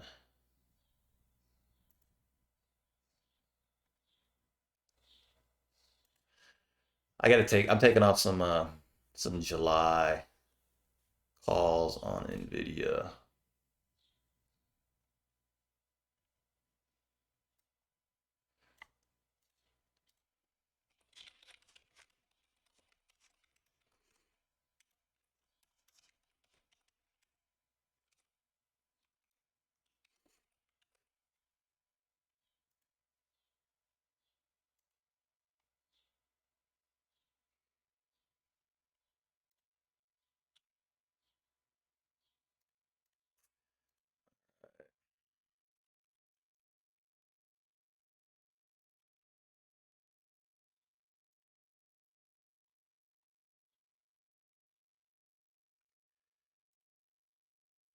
Okay. So I had bought 400 calls on for July 21st. And I paid $20 to $25 for these. They're at 33 now. So I just sold one. And I'll start selling. I'll start selling these at one lots. Maybe two or three, but I'm gonna.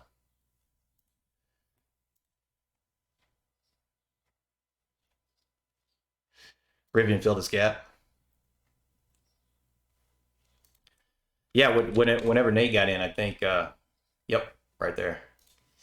So Rivian on its gap fill here, right? That was, for me, down to 1923 is your risk level. I think that's a great spot to get into it.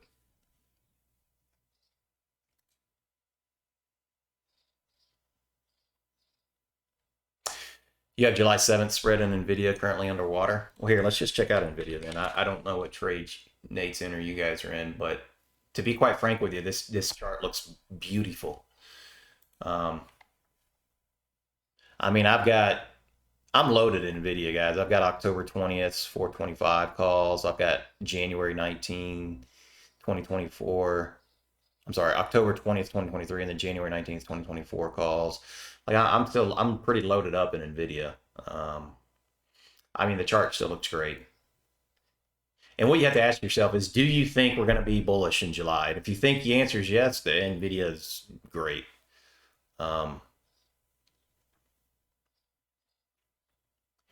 So for AI guys, this 40 is a profit target for me. So I'm going to take some of this off.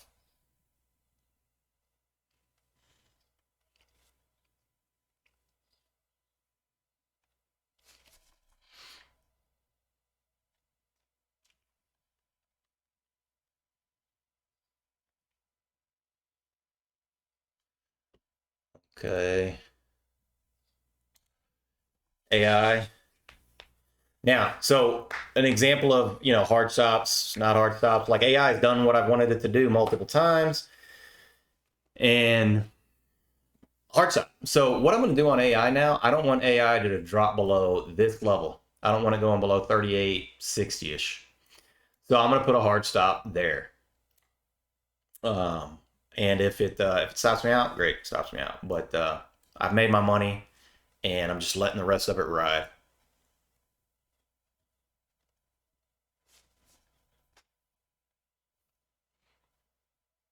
All right, if I missed your questions, guys, please re-put them in.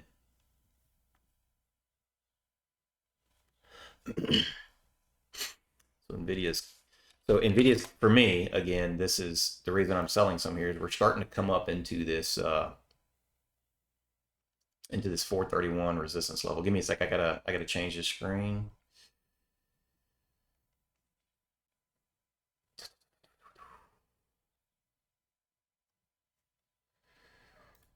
Okay.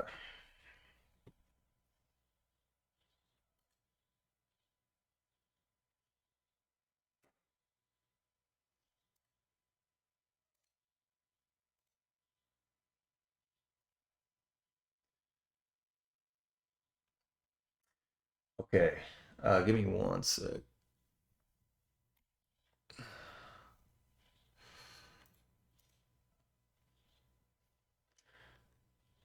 Let's see. I'm gonna transition here.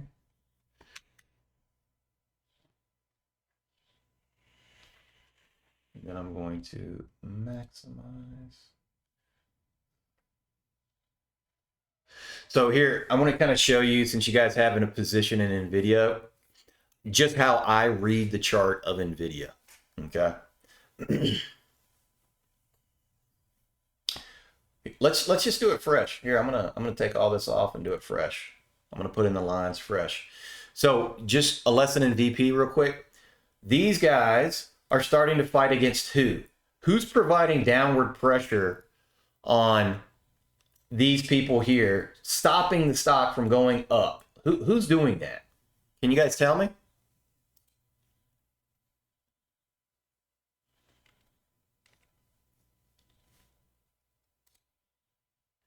Um, Nate Giano knows the answer. Does anybody know who's going to be the people selling into these people right here? Market makers, sellers. Yeah, where are they though? Where are the market makers? Where are the levels? What's important is to understand you're trading the trader, right? The people that are going to be selling into that are these people right here. Why? Because they bought up here and it went down, and now they're just like, please let me get out break even. How many of you guys have gotten in a trade, lost money, and then said, man, if I can just get out break even, oh, praise Jesus, I'll quit smoking, I'll quit all my bad habits, just let me get out break even, I just don't want to lose this money, right? Whatever you say, but you just want to get out break even, and that's what creates downward pressure. So what we need to do is come in here and figure out where people are, where the levels are in this area, to figure out where the levels are that are going to provide resistance and then support. So here, let's do that. Excuse me. Give me one sec.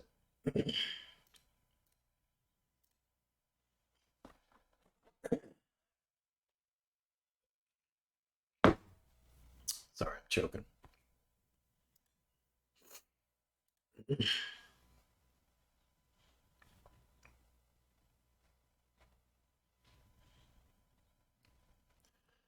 All right, so I'm going to zoom in to these people, and then we're going to create, this is a, can I go back to the 3 minute? It's a 5 minute chart. And all I'm doing is I'm trying to capture these people up here at the top. Okay. Now you can see I've got a little bit more detailed volume profile level. So check it out. Here, main line, here, main line, here, main line. These are going to be your major resistance levels. Now, what about any cluster? So you see these 3 lines here, right here, this VP level, right? You've got 3 lines right here that are pretty long, and if you were to combine them all together, it would actually be longer than any of these other levels. So I'm going to put another level there. Okay. Now that I've done that, I'm actually going to zoom in to get a little bit better detail on these up here. So it looks like to me the main resistance levels are going to be these lines. Okay. And so what I'm going to do is these are going to be like my over under. If we can get over these levels, we get over this 430 and 431, we're going to push to 433. We'll probably retest back to 430, 431, and then go. All right, so now that I've done that, let's go back to the current chart and see where we are. Oh, wow, look. It's amazing. We're running into resistance. Why do you think I just sold? Because we're running into resistance, right? This is how I trade. I buy support, I sell resistance. When will this become support? Well, support will come once we break above it. We hit 433 or 432 or somewhere up in this level, right? And then if it comes back down, old resistance becomes new support. That's when I can buy back what I sold and even more. I can size in. Does that make sense? So now I know exactly where the resistance levels are, exactly where my sell targets are. And then once we get over this 433, you're talking highs again. Any questions on that? Right? So that's just a quick lesson in VP.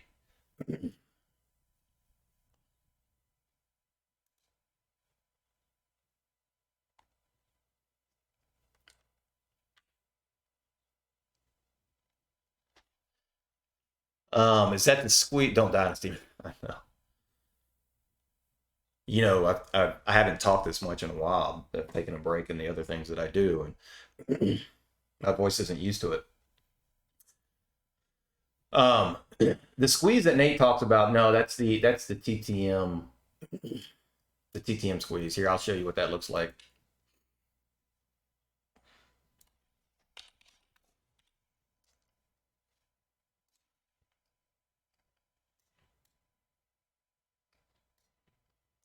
So you see on shop how we've got these red dots down here in the lower right hand corner. That's the TTM squeeze that Nate talks about. And for you dorks like me, what creates the TTM squeeze? What does that mean? What is happening within the stock? Can anybody tell me? Do you guys even know what the TTM squeeze is measuring?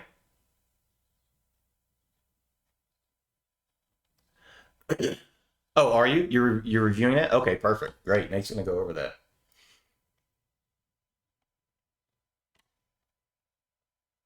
So if you want to be a little dork, you can kind of dive in and figure out what happens on the TTM squeeze.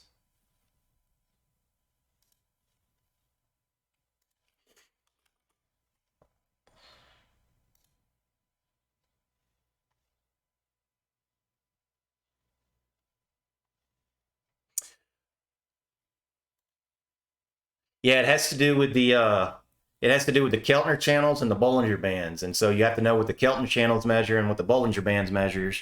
And that's what the TTM squeeze measures.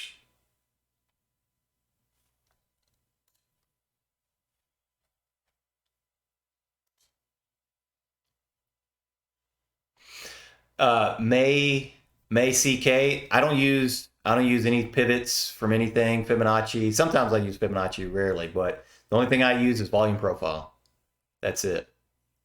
Yeah, Steve, you got it. And what does the Bollinger Bands and the Keltner channels measure? Right? The distance from the 20, the ATR, right? And so what you're getting during that time period is, that's anyway. Nate will go over it. Okay, guys, I'm gonna take just a little 5 minute break. It's been about an hour. Nvidia is just ripping. Love to see it, man. Love to see it.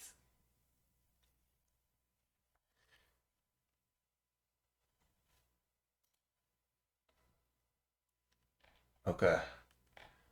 Um, give me like 5 minutes, and I'll be right back. And it's just going to be the next hour. If we see some setups that we like, we'll take them. But I just want to answer questions and go through stuff with you guys. So give me like 5 minutes. Test one, two. Test one, two. Let's see.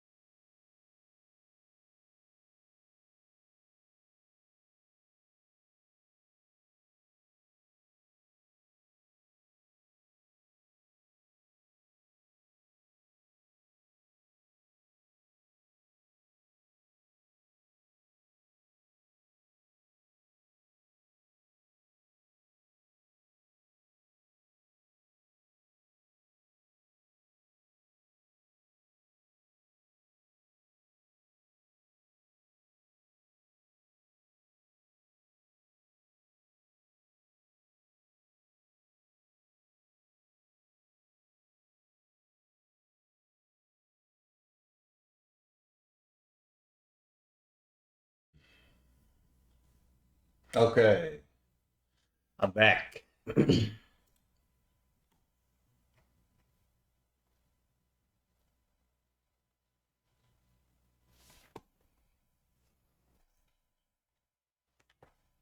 Give me one sec, guys. I got to go through a lot of my. I'm holding a lot of stuff, guys. I just gotta check and make sure. Um,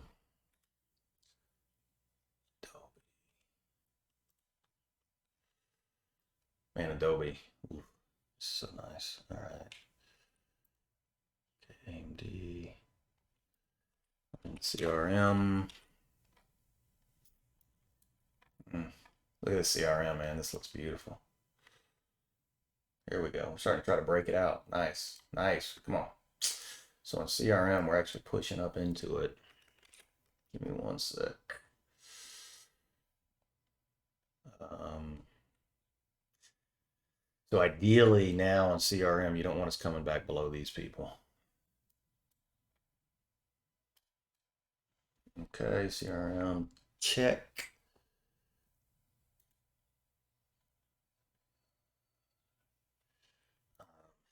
MBLY.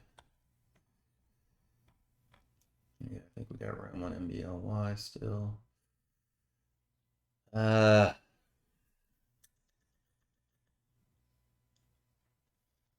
Yeah. Okay. Meta. Ooh, oh my goodness. This is why you never have your P&L open, guys. Like, if I would have seen this P&L going, like, I would have been like probably wanting to take profits on this thing. Go. It would go. 300. Finally. I love it. Thank you. So something as an example on Meta is so I'm buying in the money um, calls on Meta, right? And they're up. Let's see.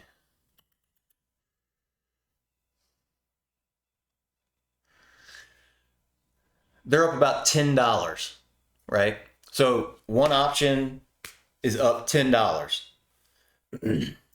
Now, if I would have bought the 300s, then I would be up about 100%, but only $5, $5.50.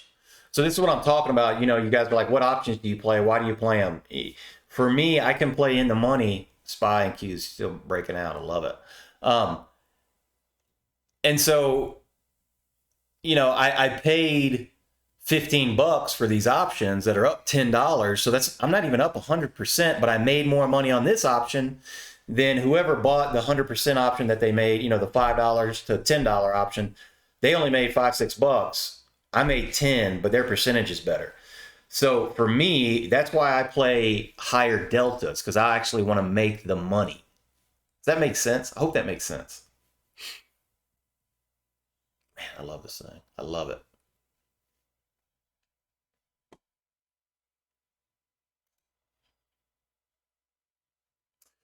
Okay, let's see. Macy, send this page you were showing via toss, please. This page I'm showing now, man. This page is E-Trade, TC2000. A lot of news things like this has been Zynga.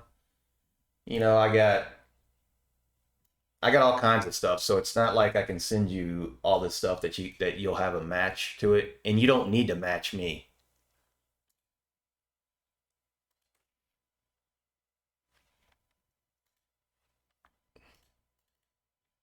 Like this is another service that I use called Flow Algo, right? So I've got these all over my screens, and I can't send you all this stuff. This is just stuff that is on my screens. Does that make sense, Macy? I hope so.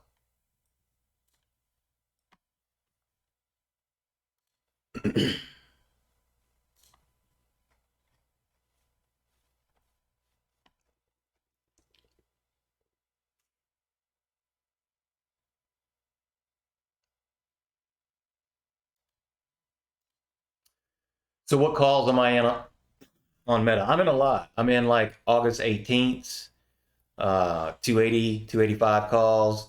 And then I'm in January 2024's, um, you know, 200 calls. So I'm sitting on a lot of stuff. Like I'm sitting on Meta shares and options from down here, down around 100 to 112. Um,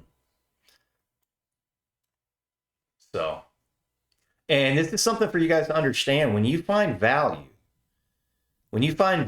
stocks and you can buy value, you just hold them.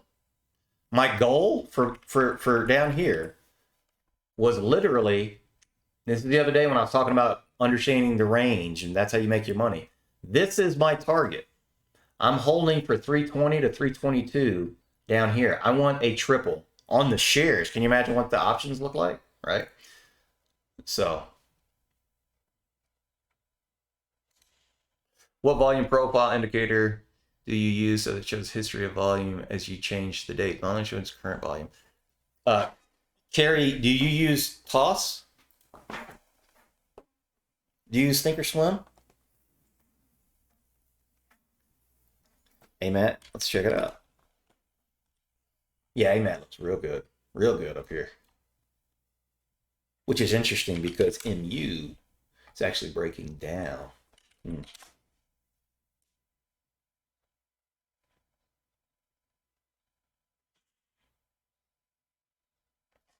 Yeah, Cal, I'm recording this session.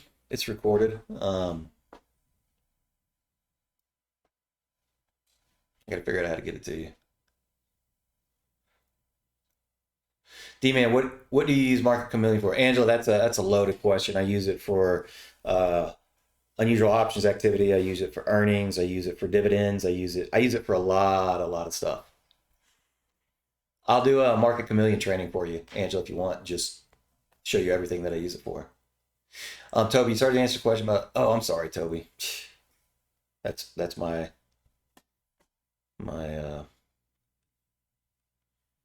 brain jumping all over the place. All right, let's do that, Toby. Let's do that right now.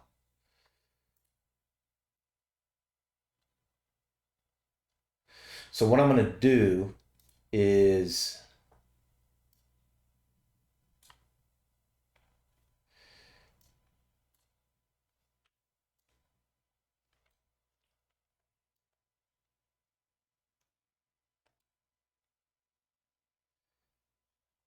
let's see if I can make this where you can actually read it.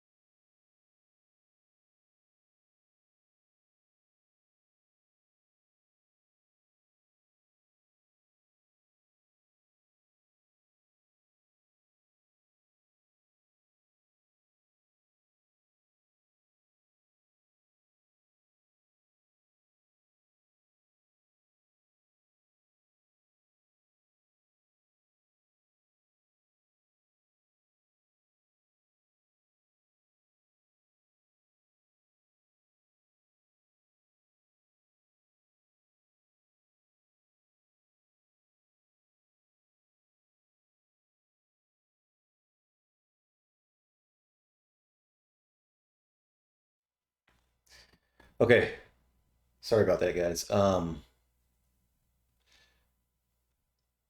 So let's go through the the charts here. So Intel is one that I'll play. One of the things you have to remember about Intel is they've been beaten up by AMD, right?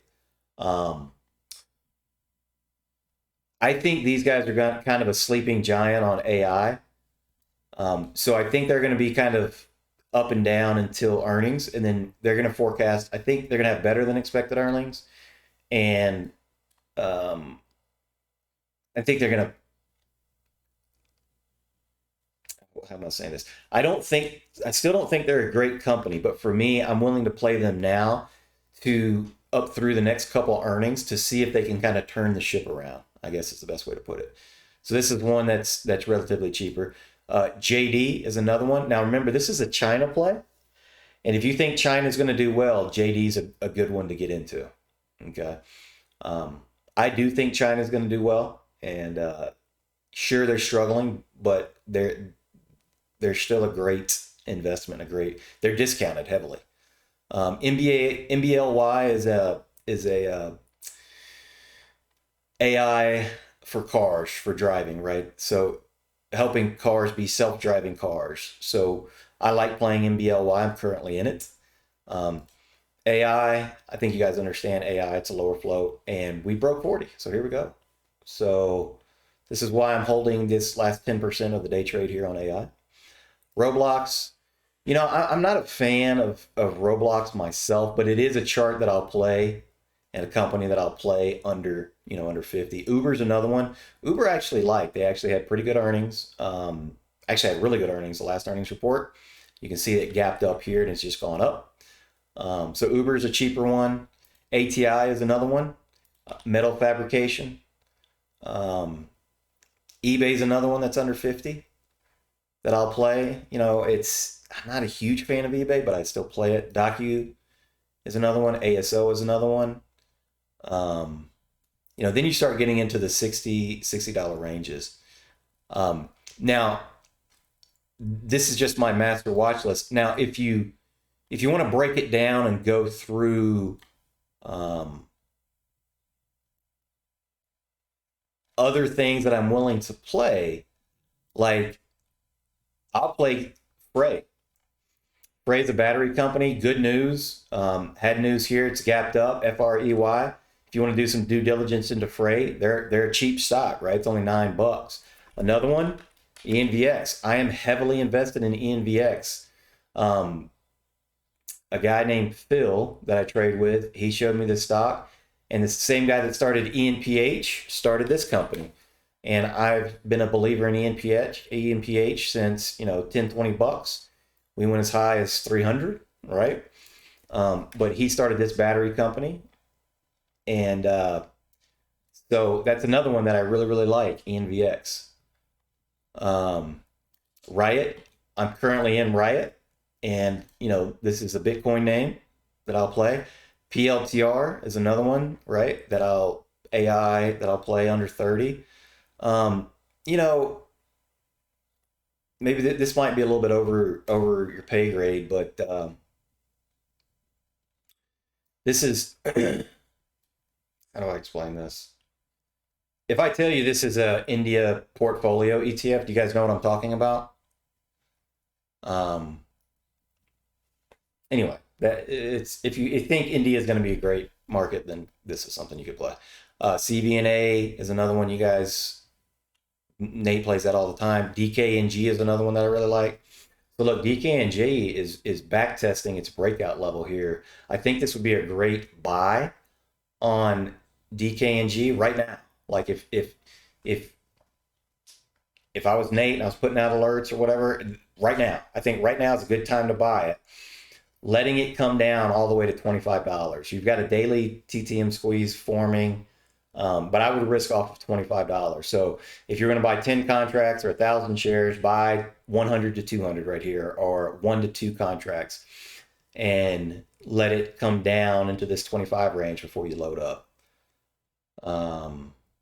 Use one that is under 50 that I like.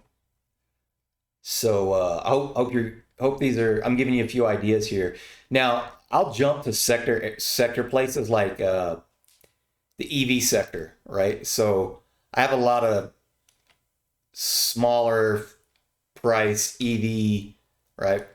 All these are super low priced, but I don't buy them as investments. I buy them as trading vehicles, chart vehicles. Now, some of them I do buy as investments, like Tesla, and I'll actually buy QuantumScape as an investment as well, and MBLY, right? Um, LI is another one that's relatively cheap that you could, that's a decent company. Blink, it's not a good company, but XPEV, this is actually a legit company. And good news, EV starting to pop back, right? So XPEV, I'd put on there. We already went over Frey. These other ones are just, ChargePoint's actually, it's actually a legit company. I don't know how good it is though, but I'll play that one. So I hope that answers your question, Toby. So, all right, I answered Toby's. All right. Sorry if I missed your question. Go ahead and re-enter it if I missed your question. Let's see. I'm going to scroll back. Can you show the Google chart? Yeah.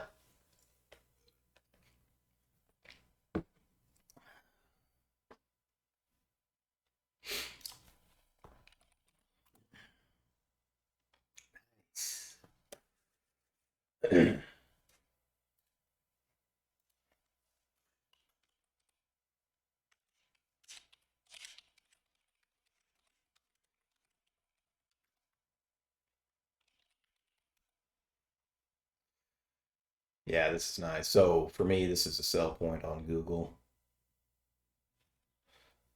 So again, you've captured 6 points here. And the same thing that I was showing you guys that I do on intraday trading, how I'll buy, sell, and then put in stops. I do that on day trading as well. So here, what I don't know and what nobody knows on Google is what's the next thing going to be? Are we going to reject off these levels, somewhere in here, come back down, put in a higher low, start forming an ascending triangle and break out? I have no idea, right? That's an option. Are we going to need to roll back over, bounce, break down, create kind of a double top here, and then come back and fill this gap all the way down here? I don't know. But no matter what it does, I don't care because I'm selling resistance, buying support, and I'm going to make money on the way down and on the way up. If this breaks above here, I'll buy the retest, right? So that's the Google chart and how I look at Google.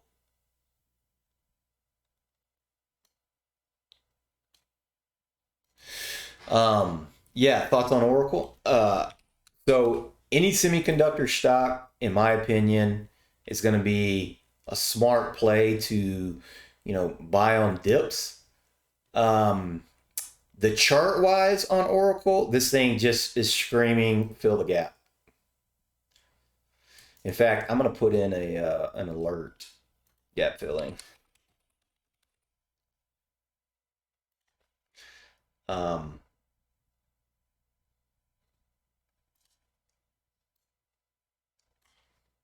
I'll buy that gap fill on Oracle and see if you get. So here's the whole play in the future. What I'm going to try to do on Oracle is if this gap fills, right, if it comes down to here, the price actually comes down to here. What I'm going to look to do is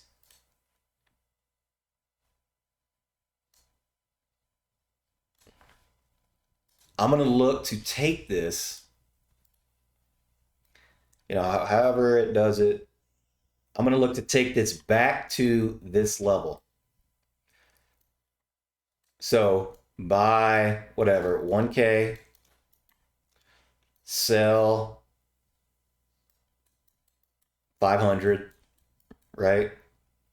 Hard stop at entry for the remaining 500 pieces. right? So that way, if it rolls over and goes, great, I'm in. If it rolls over and breaks below, great, I already made my money and I'm stopping out. So that's kind of how I see the Oracle chart. When you started technical trading, did you focus on a few names in particular for gappers or filter for ones, squeeze it ups? So Sloan, when I first started day trading, I was trading when I was 8 years old, literally. But when I really started focusing on day trading, um, I looked for gaps. I traded gappers and things that had higher volume, like the volume was way above its normal volume range, because that's the way that you get most price action. Like you get more price action. Does that make sense? So like I want stocks that have big range and are moving a lot.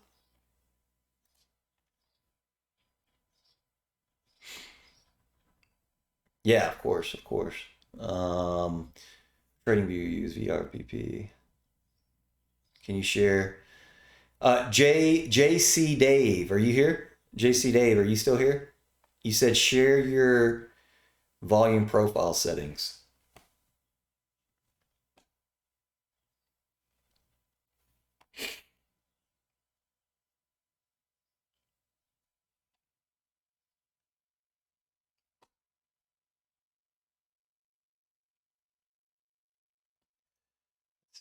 You're here? Okay. What software do you have? What do you use to look at charts? Do you have TC 2000?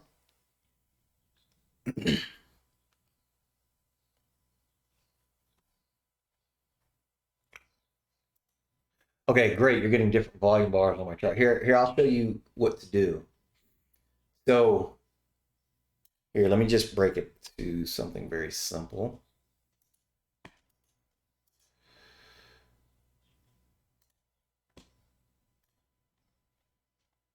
Now, do you have this volume at price? Is that what you have up here? Volume at price? This right here? Is that what you have?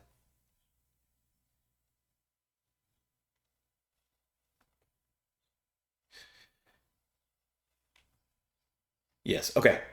So let me show you how this works. If you see my chart, if you look to the right and you see the 125, 120, 130, 135, you see all the numbers. There's a $5 spread right there. If I right click on that, you see where it says grid line spacing, scale type, show ruler, all this. So you can increase and decrease these bars. Right now, the smallest that I can get it is a $5 range, right? And so this $5 range is as tight as I can get it, but I want it tighter. And so there's two ways to do that. One, you can zoom in. So now I've zoomed in and you see how it's gone to 122 to 124, right? So now I've got a $2 range instead of a $5 range. The other way that you do it is, see if this works. Can you hear me still? Can you hear me? Yeah, okay. So now I maximize the chart and it gives me more range. Now I've got it within $1, right? So the bigger your screen, the bigger your TV, the more detail you can get on this volume profile and grid line spacing. That's the reason I have a 62-inch TV. And you don't need one. Nobody go out and buy a 62-inch TV. But this is why. Because I need as detailed as possible on the volume profile. Does that make sense, JC Dave? That's how you adjust the volume profile. Hope that answers your question, man. Or woman. Or don't mean to assume anything. Sorry. What do I think of Chewy? Ooh, rough day here for Chewy. This looks like what I call a muffin top. It's just kind of rolling over here. I tell you what, this this sell-off. So again, my opinion doesn't matter. You are in a support zone on Chewy right now. This is should bounce. Your support zones usually bounce on the first try. The second try is it's 50-50. Third try it usually breaks down. So you can see these levels. So if you were going to play Chewy to the long side, your risk level should be $36. So I would start buying at 37 down to 36, and that's where I would average in. And ultimately, you should bounce,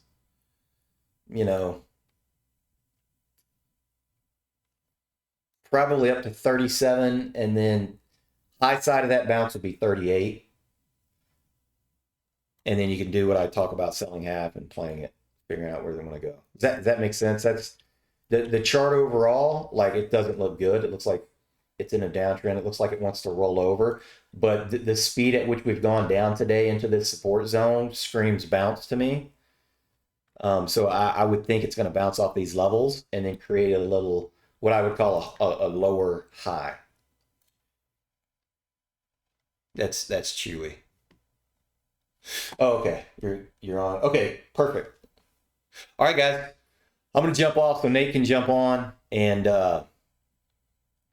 it was great trading with you guys this morning. Main thing to take away, everybody trades differently. You need to create your own style. You need to be prepared before the market opens.